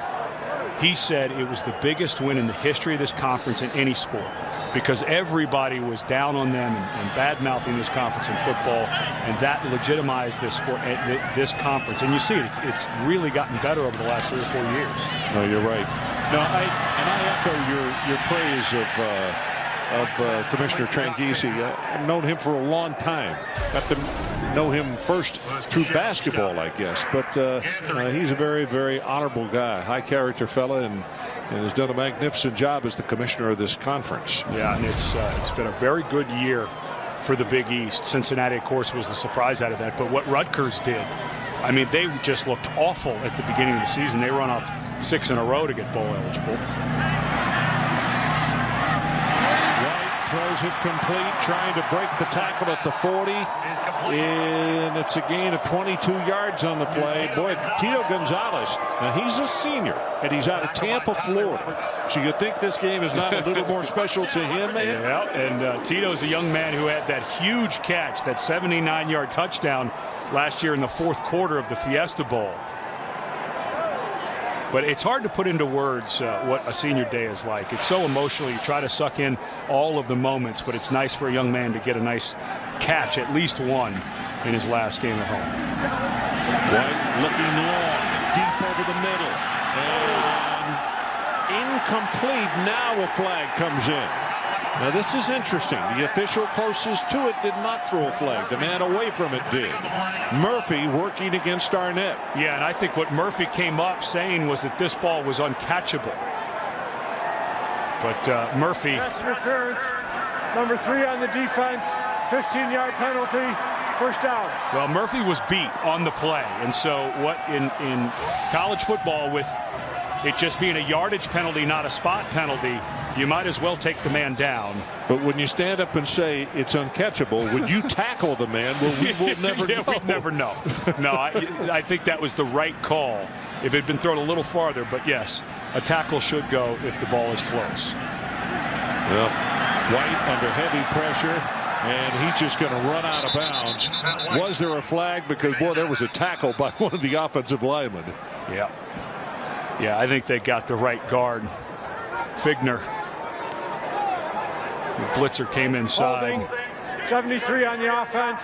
10-yard penalty. First down. Yeah, Keon Wilson came on the blitz, and Figner had no choice. Here's Figner right here. You're going to see the blitz come inside. That's their first penalty of the night. Yeah. And that's a mistake at offensive line. That's a technique mistake. Figner dropped his head. And as soon as you drop your head against a player who's quicker than you, if that guy gets an edge, the body will go where the head is. If you put your head down, you're going to start to fall, and that's why he had to hold. Second down. A little bit of an opening right here, and Devine will be stopped as he takes it inside the 45. It's going to be a gain of 4. Nate Allen there defensively. We look over the clock now at 5:45 left in the 3rd quarter. West Virginia 13-7.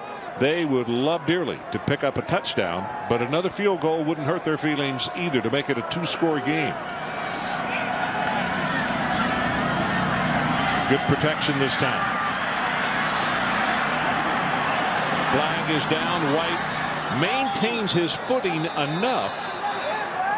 Boy, I thought he picked up the first down, but I don't think the spot is going to give him that. McKenzie was the guy who was forcing.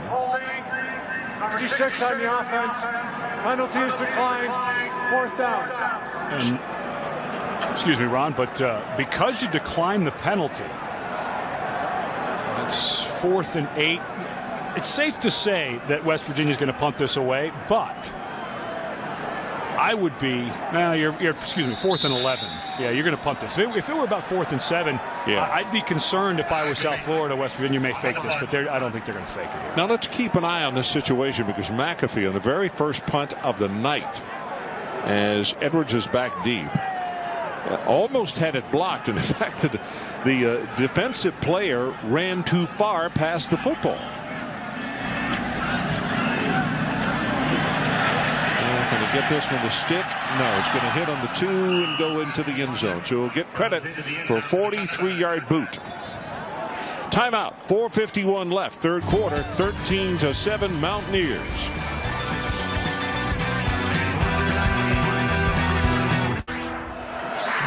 And to donate to the V Foundation for Cancer Research, 1-800-4-JIMMY-V, or log on to www.jimmyv.org. South Florida from their own 20-yard line.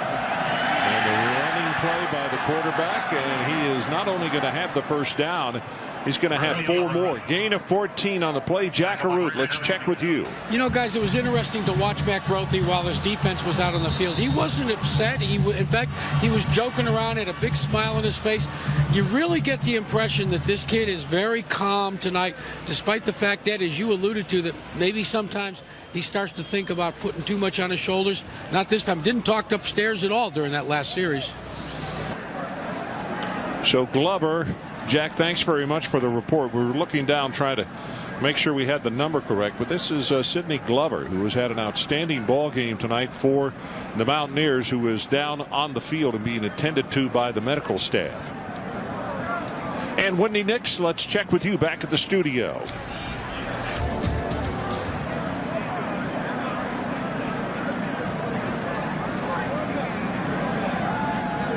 Thanks, Wendy. Back here in Morgantown, 13-7 our score. And Glover took a helmet to the stomach or just below, and so he is down for the count. And it looks as though he's going to be okay as they're going to help him off the field. I don't know how quickly he's going to be able to come back into action, though. Well, and as we roll into tomorrow when the BCS will announce its final, you've got to assume that with a convincing win, Oklahoma will go to at least number 2, if not number 1. And of course, Florida beat Alabama today, so both of those teams with 1 loss. There was a chance if Florida did not play well or won in a way that wasn't convincing or seemed like they got lucky, that Texas would have been able to sneak in, because Florida needed help in the human polls, because Texas's lead in the computer polls was so great coming into this week. But I think that win by Florida today in a very tightly contested good ball game is going to be enough to put them into the national championship game against Oklahoma. Well, in case you missed it, Virginia Tech winning the ACC, defeating Boston College and doing it convincingly, 30-12. East Carolina, that was a thriller in the Conference USA, defeats Tulsa 27-24. And the other one, the Big 12 title game, it's going on right now, and it's all Oklahoma and virtually nothing Missouri, 38-7. And last night, what a great performance by Buffalo against Ball State. It's amazing what Turner Gill has been able to do with that Buffalo program in short order. I think his name will start to come up for bigger and better jobs now. Boy, I tell you what, I talked about echoing the praise a minute ago. I mean this now. Turner Gill last night, I've never been any happier for anybody in my life. And one of the things that Turner has done, you know, he has not been reluctant at all. He has come up. He went back to a lesser situation as far as coaching to pay his dues. And a lot of his fellow coaches need to look at what he's done and where it's going to get him. That pass thrown complete at the 40, and Hester is chilled the minute he catches the football. Gain of 6. Well, you know, there's all that talk with Mike Leach, who was a candidate for the Washington job. His name's been brought up at Auburn. How perfect of a fit with Turner Gill, who obviously has the background at Nebraska, fit at a place like Texas Tech, perhaps. Coming back into the Big 12, you suggest. Well, stranger things have happened. I just know he got a lot of mileage last night, and for good reason. And this play is going to be snuffed. I don't think he gained anything, and LeJour is the man who led the way. So very big play here as we come down the home stretch in this third quarter for South Florida, as they have not been able to get anything going in the second half. Well, and as tough a night as Grothe has had with a couple of throws, I would want to run him here. Maybe a quarterback draw, something like that. Let him try to make some people miss and pick up this first down.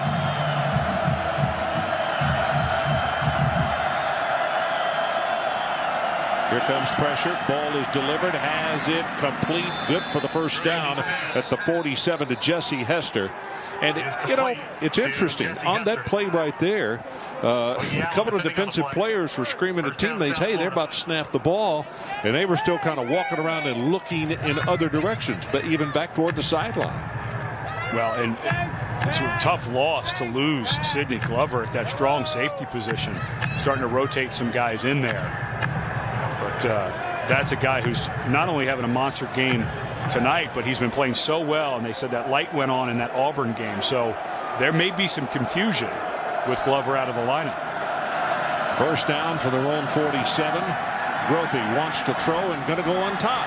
And has a man down there, just overthrew him by about 3 yards. Jack Arute, let's check with you. Well, let's update you on Glover's condition. They checked his right knee. That seems to be the concern. They went through all of the exercises and they couldn't see anything. They've now put him on the bike to see if they can loosen it up just a little bit. That's one of the downside, guys, when you play in very cold weather. It sometimes will mask and disguise a minor that could be a major injury. So the athletic training staff paying a lot of attention, but wouldn't surprise me if he passes this bicycle test, if he might find his way back out there. Okay, Jack. Grothy, by the way, 15 of 22, 149 yards, and the 2 interceptions. Grothy under pressure this time, and he's not going to be able to get away from harm's way this time. Tackle by Scooter Berry. And I think they're going to get a hold in the middle of this offensive line. Yeah. When Grothy went to take off, he hesitated for half a second. Holding, 78 on the offense, 10-yard penalty, second down. And it's Mark Dial, the left tackle, that they get for the hold. But as Grothy goes to take off, actually Dial's working on the right side. Yeah, that's a wraparound block on number 97, Julian Miller. I would say that was a hold for sure. As soon as those hands go outside the frame, they'll let you get away with a lot when your hands are inside. But as soon as they get outside that frame, if you're holding on, they're going to call it. Second down, they got to take it all the way down to the 43 of West Virginia. Grothy, near sideline, and the ball incomplete, thrown too tall. Monday night, the two teams perched at the top of the NFC South with identical 9-3 records. Tampa Bay and Carolina on Monday Night Football on ESPN at 8:30 Eastern. Coverage begins 7 o'clock with Monday Night Countdown delivered by UPS.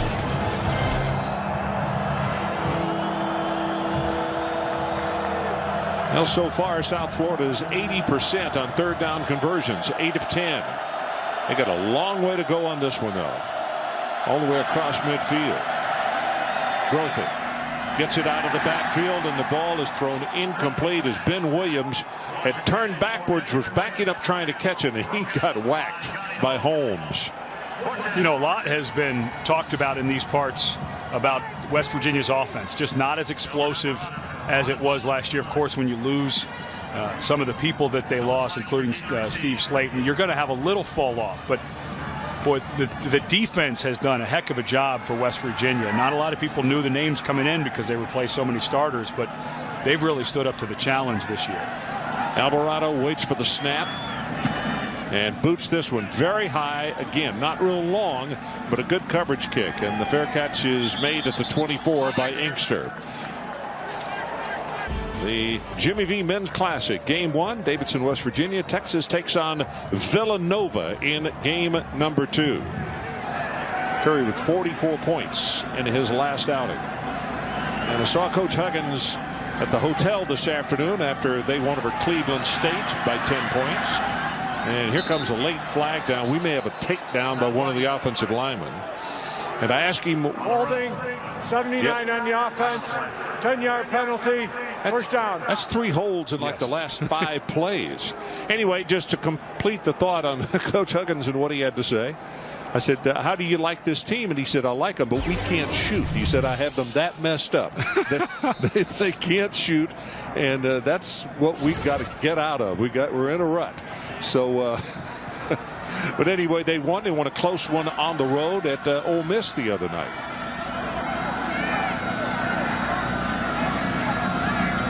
With the penalty, first down, got to take it out to the 34-yard line.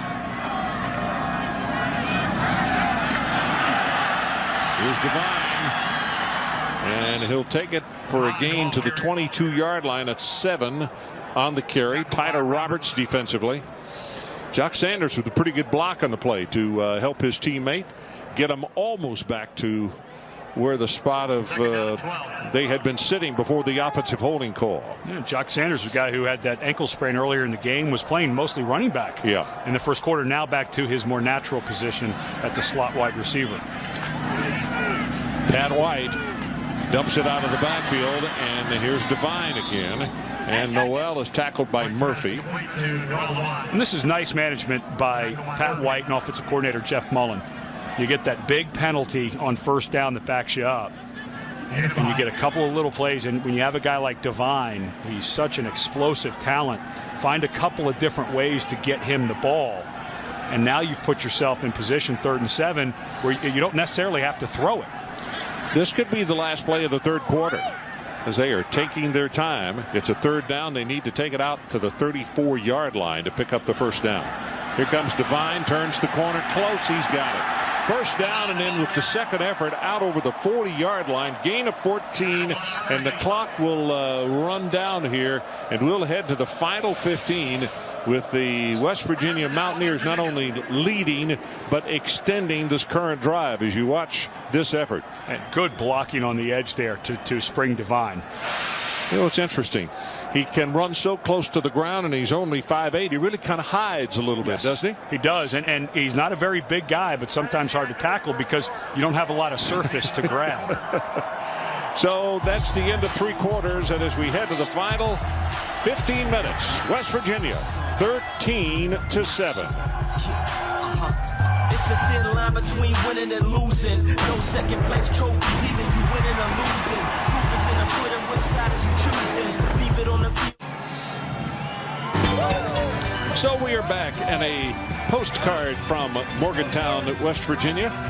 Christmas parade as everybody is getting in the spirit. And when you got this kind of weather with the snow coming down and some very chilly temperatures, easier to get really into the spirit of the holidays which are upon us. And a whiteout tonight in honor of Pat White, one of the greatest players to ever put on a Mountaineer uniform, playing his last game in the home stadium. Play action here. He steps up, going to go long, and the ball is dropped. Not a usual situation for Tito Gonzalez, and being a senior, as I had mentioned just a moment ago, he would love more than anything to go out with particularly a touchdown from his fellow senior, Mr. White. And that ball was put on the money, and Gonzalez just didn't quite run through it. He went to start falling down to catch it, which he didn't have to do necessarily, and let it slip right through his fingers.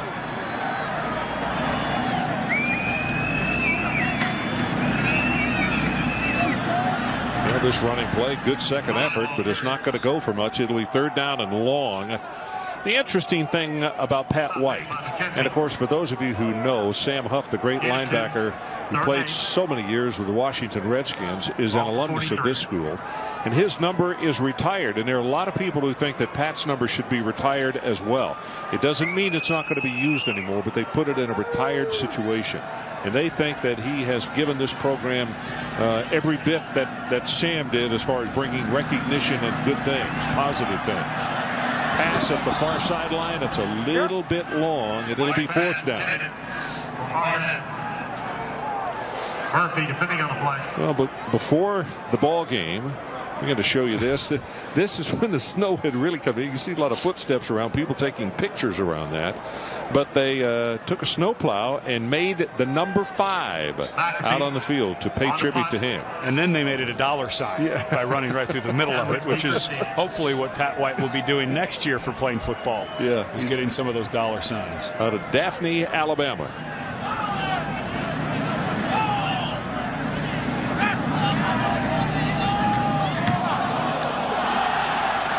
Is going to be roughing the kicker. The ball is back inside the 10-yard line.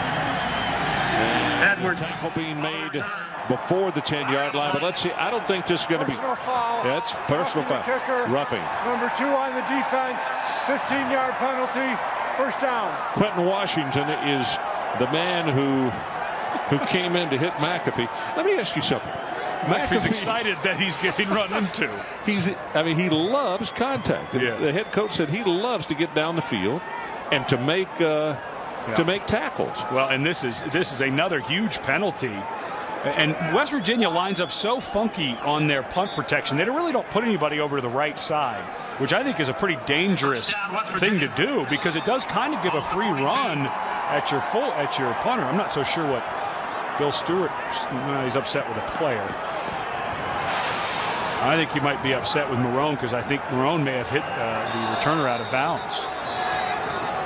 But McAfee wears that linebacker. Here's the, excuse me. I'm sorry.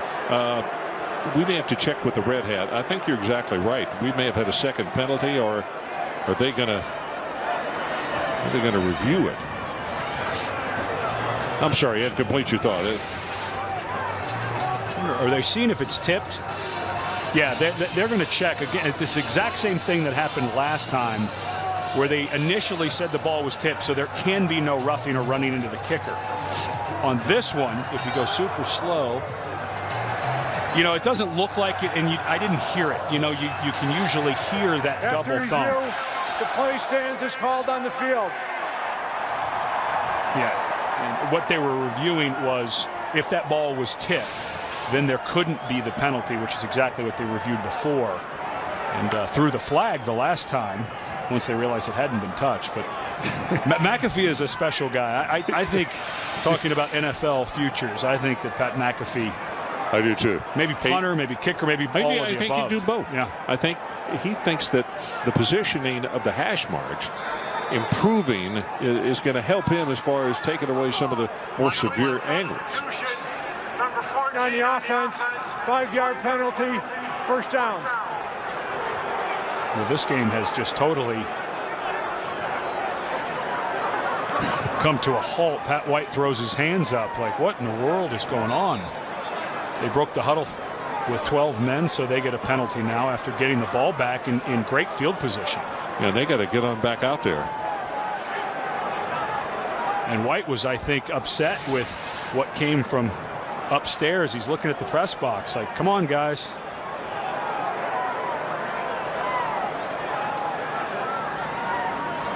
He's looking up for Coach Mullen, not happy with what happened.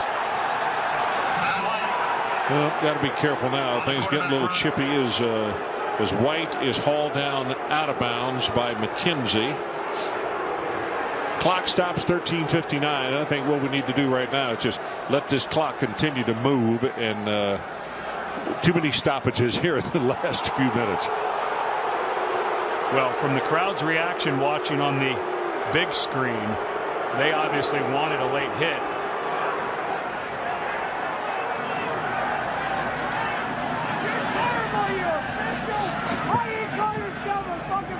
Oh boy. Pat White gets the pass away. That one's well overthrown, and White goes down hard at the 45. Well, Pat White is not happy, and if we go back and look at this other play, yeah, I don't know how you don't call it. He gets dragged down by McKenzie way out of bounds, and Pat White, who's a very calm demeanor guy, went right up to the referee. Says anything. Yeah, but he had every right to. That should have been a 15-yard penalty on that out of bounds play. So it's third down. They need to take it all the way to the South Florida 32-yard line.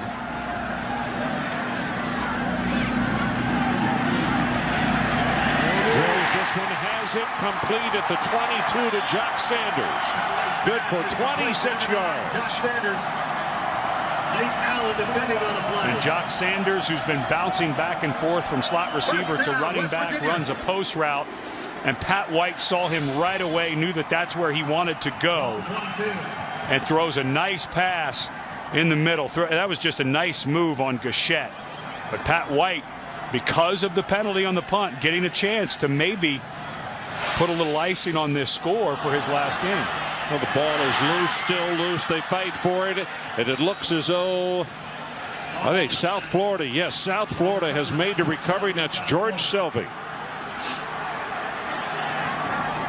Well, White never handled the snap, and I think he made a large error by trying to pick it up and make a play with the ball. Well, sorry, that ball just squirted.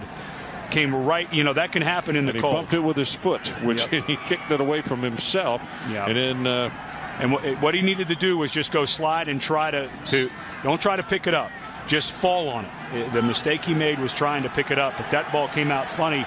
Eric Jobe, the center, slipped right out of his hand as he went to make the snap. So Matt Grothe hands the ball off on a running play just straight inside. It's going to go for short yardage with Moore.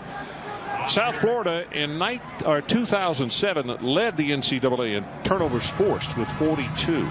And so far this year they have forced 17. And remember, South Florida has beaten West Virginia 2 years in a row. And in those 2 losses, combined 10 turnovers for West Virginia. So that has been the problem for West Virginia playing South Florida.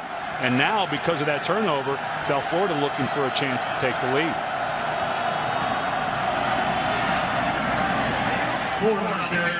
Ford, the ball carrier, takes it to the 42. Slavonic on the defensive play. One thing we have not seen much of from South Florida are stretch type outside plays. Everything has been into the middle. And, on a 3rd and short, you can try a run play here. Wondering if maybe trying to get to the outside might be the right way to go. Timeout has been called by South Florida.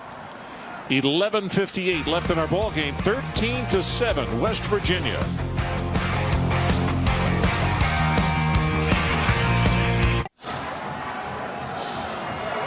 Rule 1-4-9-G says that the rules now prohibit any attempt to record, either by video or audio means, the signals given by an opposing player, coach, or other team personnel. Now, understand one thing. Jim Leavitt's not upset. He is joking with the young man. But the young man has a camera, and now the official goes over. That's what he's pointing at. Yeah, and the young man is wearing West Virginia gear. Leavitt having a good time with it, but trust me, Jim Leavitt did not want somebody in West Virginia gear filming their signals. 3rd down, line to make the 46.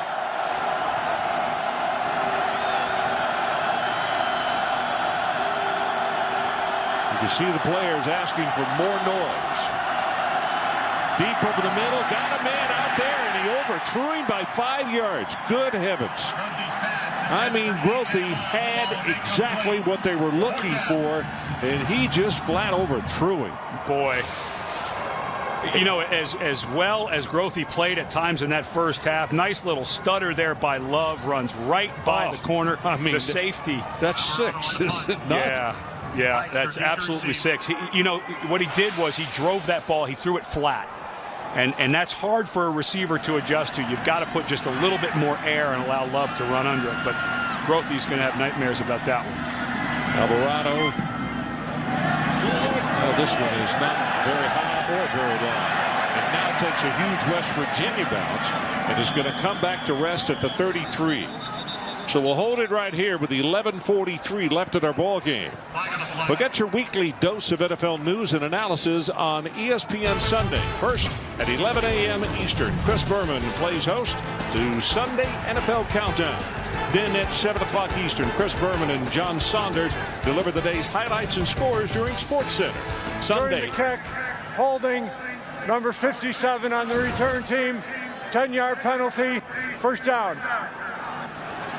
Boy, I didn't even see that penalty flag anyway. Let me finish this. I'm still doing Gone with the Wind. Sunday NFL Countdown presented by IBM and Sports Center presented by Bud Light on ESPN Sunday.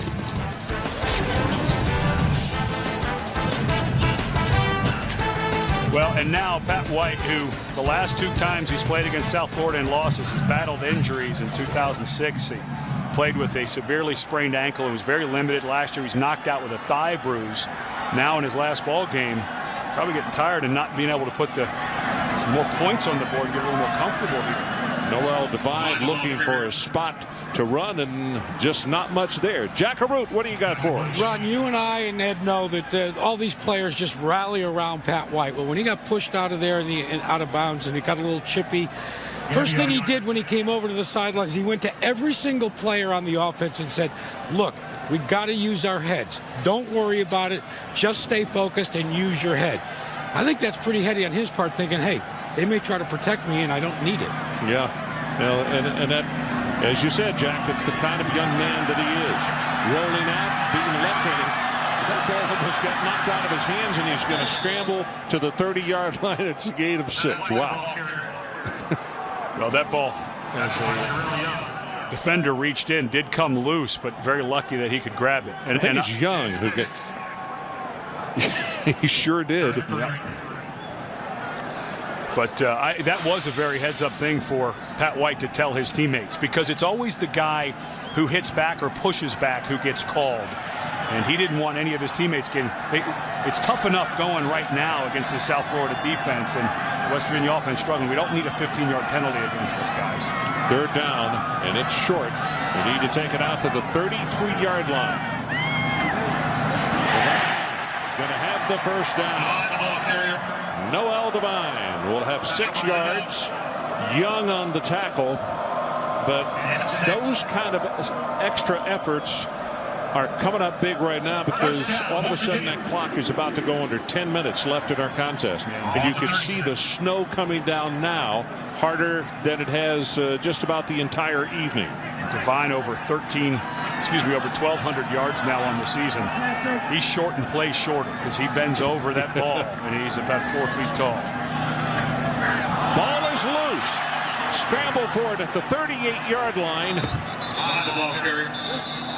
On the line.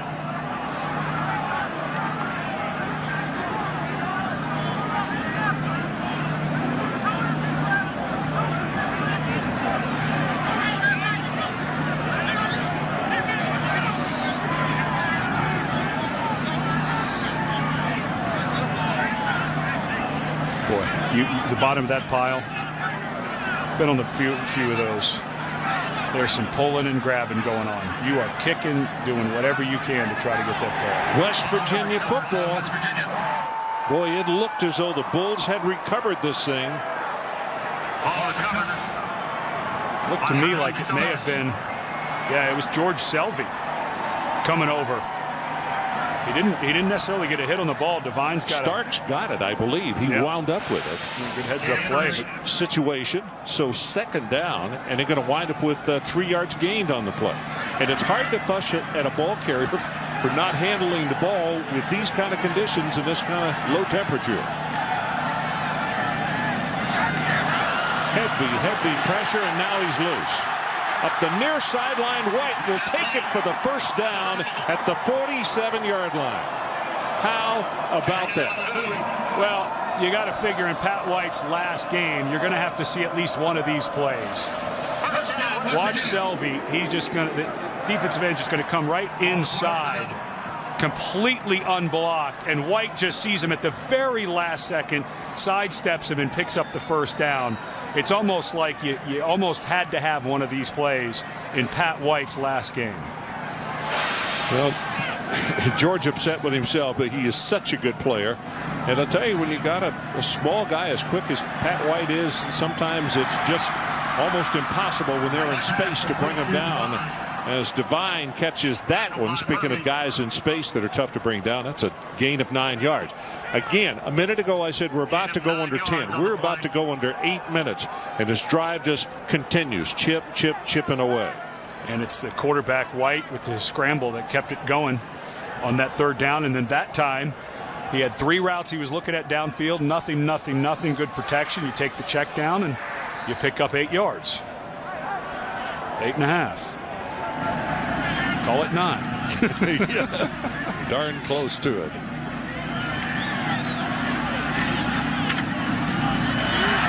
Well, Devine is beginning to feel it.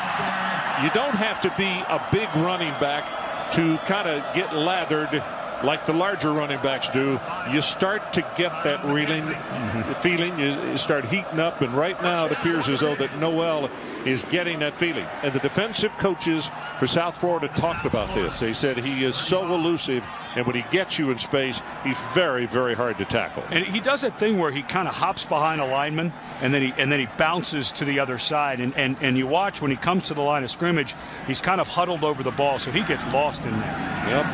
Going to give it to him again. Broke a tackle, and he'll take it down to the 30-yard line. Jackaroot, let's check with you.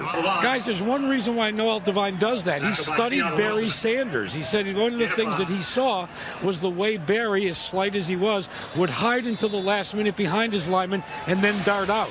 So ever since he was a youngster, he tried to emulate his hero. Hey, Jack, he's 15 carries tonight for 91 yards. And remember, he didn't play in the first quarter. Yeah, for sure. Well, and he does something else Barry Sanders did, that jump cut. And a lot of guys work on that now, where they'll get to one side, and instead of taking steps to move their body, they actually jump over, and they cover that ground faster. I've seen him do that 5 or 6 times to great effect tonight. Clock is now under 7. Continuing to run. Pat White. In fact, he's milking that clock for every second they can get off of it. Going to snap the ball with about 12 seconds on the clock. Now White with a key block to get his man outside, and the quarterback almost helped him pick up a first down. Well, how many times have you seen a play like this where the quarterback has to get involved and they don't really know what to do? Well, watch number 5. Comes all the way, it comes back and gets a cut block on Tyrone McKenzie. I mean, most guys would just kind of get in the way. He threw his head in there and got a cut block on the outside linebacker. That's the reason your teammates love you when you do things like that. 3rd down, and I mean probably just a foot or 2. Nice defensive charge and penetration by McKenzie, and the play blows up, and that is a very large loss. -6 on the play. And with that -6, you've now got a much longer field goal. It was Selvey who came in and made Devine try to bounce to the outside, and now you're in a very long field goal situation because of that lost yardage. Well, McAfee is on the field, and this looks as though it's going to be like a 48-yard attempt from the near hash mark. This time heading into the wind. Does he have the distance? No. Wide left. No good. Let's take a timeout. 5:36 left. 13-7. West Virginia holding on.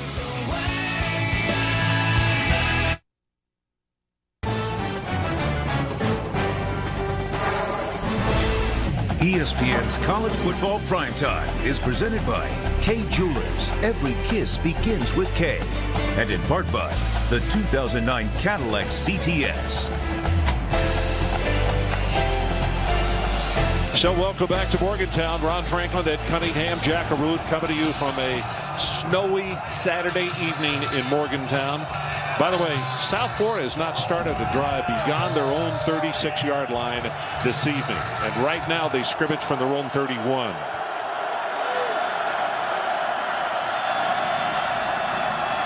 Running play to the right side. That's going to be a gain of about 8 by Mike Ford.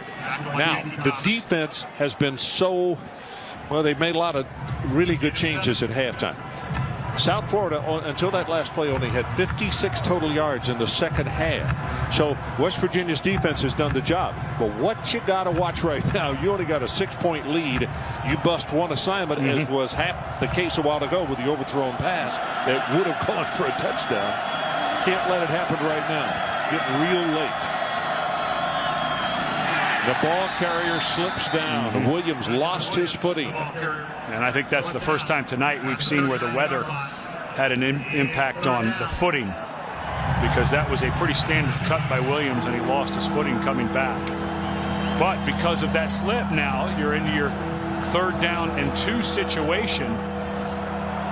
You know what we haven't seen from Grothy tonight? It's a wide receiver screen. You got triple receivers over here to the left. Maybe a little wide receiver screen to try to pick this up. Or just trying to spread them out and let Grothy take it for the first down.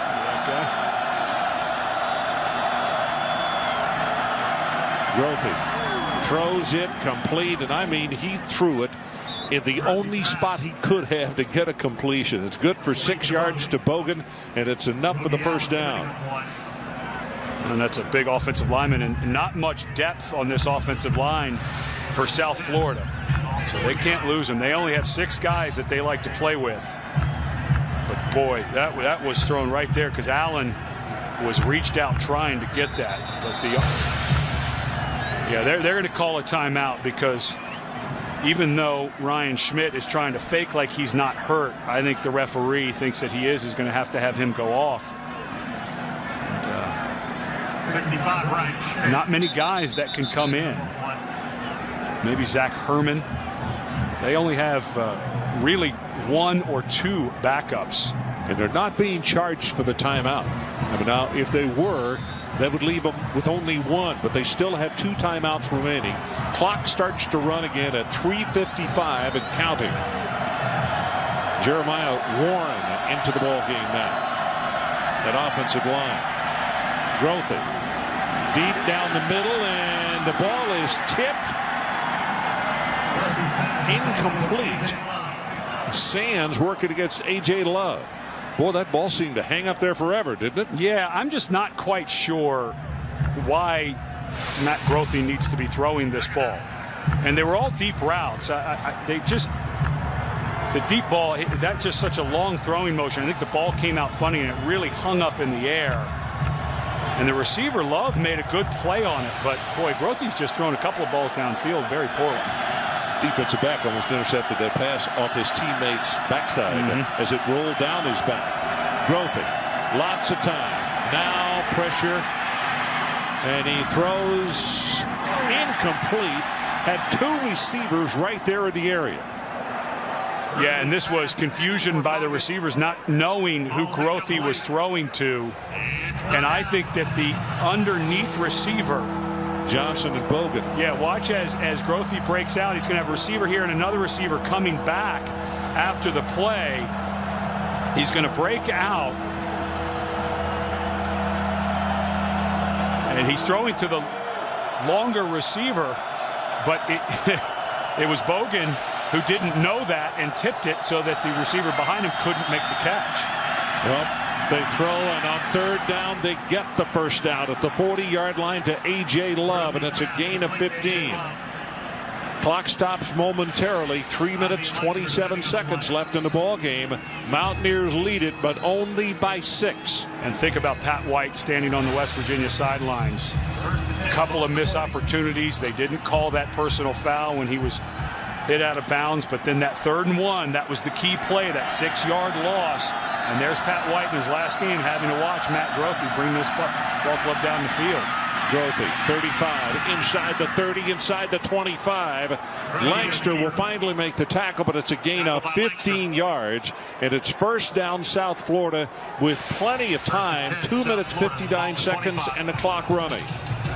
And if I were South Florida right now, I know you don't want to get out of the rhythm, but if I were South Florida, I would eat as much of this clock as humanly possible. And for West Virginia, you've got to think about some of these timeouts at some point. Well, South Florida just gets called with an illegal substitution. First down. So it's going to make it first down and 15. And that'll stop the clock, which helps out West Virginia. Grothy now over 2,000 yards rushing in his career. You see the passing numbers. And total 9,910. And he's chasing Pat White to see who will be the all-time leader in that statistic in Big East history. Of course, Grothy with another season of eligibility. Here comes Taylor, near sideline, gets a block, takes it to the sideline, and he's going to have a gain of about 8 on the play. And here is where, let's see the play clock. We're at 32 right now.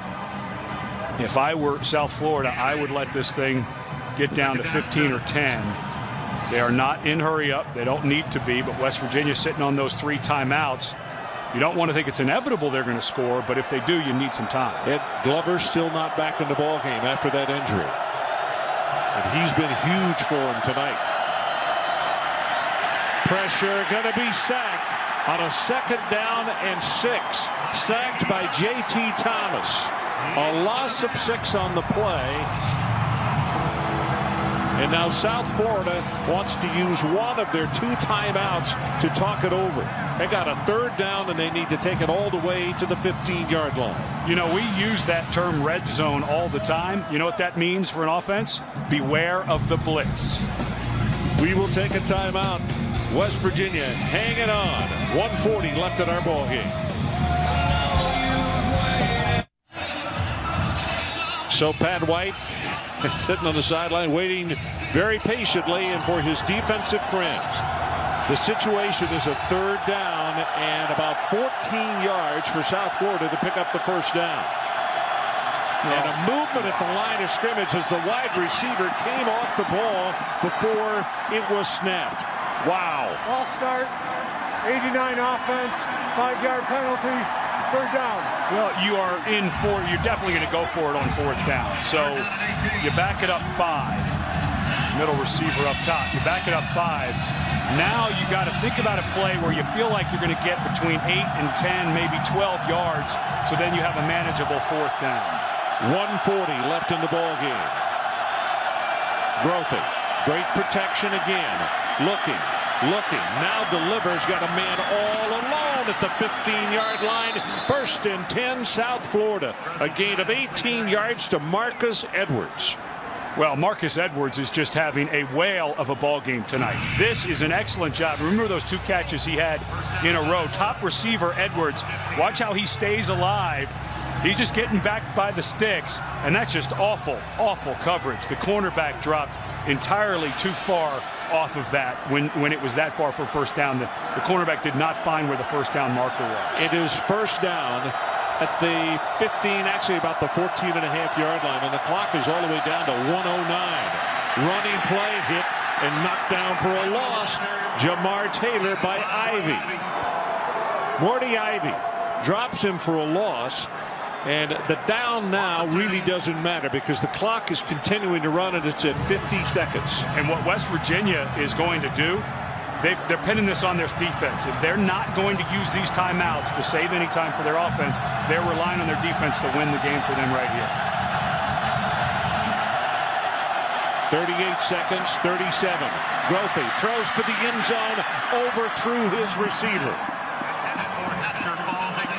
Hester was the man that he wanted, and Hester got turned around and the pass was a bit too tall. Clock stops 33 seconds. And now you're in a 3rd down situation with 33 seconds. You're in the ballpark of 5 to 6 plays. So if you pick up the 1st, you can still go up and kill it. And you have that 1 timeout. I think you want to try to keep that in your pocket. Although 4-down territory, you can use it short of the sticks here. Got to take it to the 5 to pick up the 1st down. Grothy. Right over the middle, incomplete. Love was the intended receiver, and it's now going to be a 4th down situation. Well, that was just a bad-looking pass right from the start. Grothy was looking for the slant.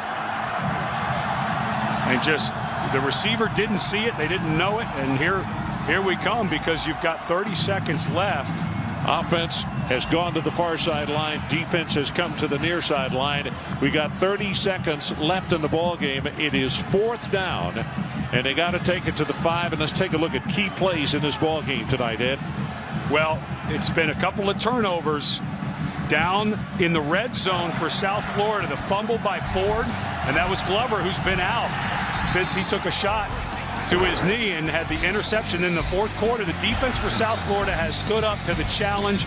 6 yards lost, and you got to think if they don't lose that 6 yards, McAfee probably makes that, and it's a 2-score game. So South Florida has hung in this game because their defense. The offense has really done no favors. Here you are, 4th down. You got to pick up the 1st. I think some type of fade might work. Pat White down on the sideline. You see him in the box on the bottom left. Final game here in Morgantown for him. 4th down. And they got to take it to the 5-yard line, and a timeout has just been called by West Virginia. They still have one left. Wow.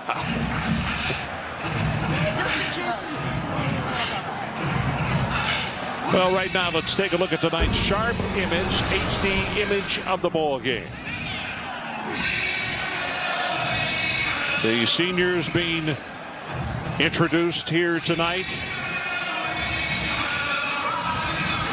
And the nation's all-time quarterback rushing leader, number 5, Pat White.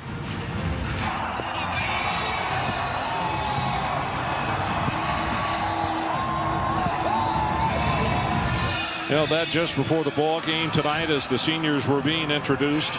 And the ones that we went to lunch with yesterday talked about what a mob scene it was going to be and how emotional. Well, right now, emotions are running high because it's 4th down. And the Mountaineers need to stop South Florida right here, leading by 6, 13-7. Grothy throws for the end zone, and it is incomplete and overthrown.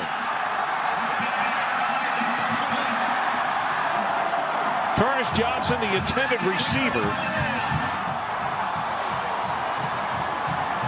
And Johnson wanted pass interference, and I'm not so sure he shouldn't have gotten it.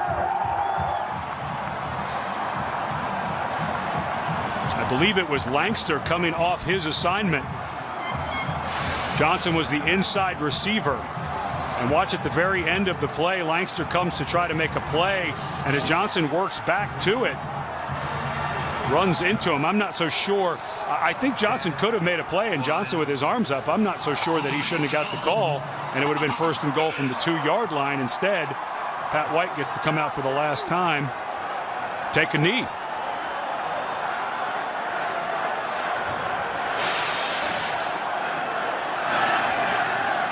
So he'll get the snap, take a knee, 21 seconds, counting down. They do not have to run another play.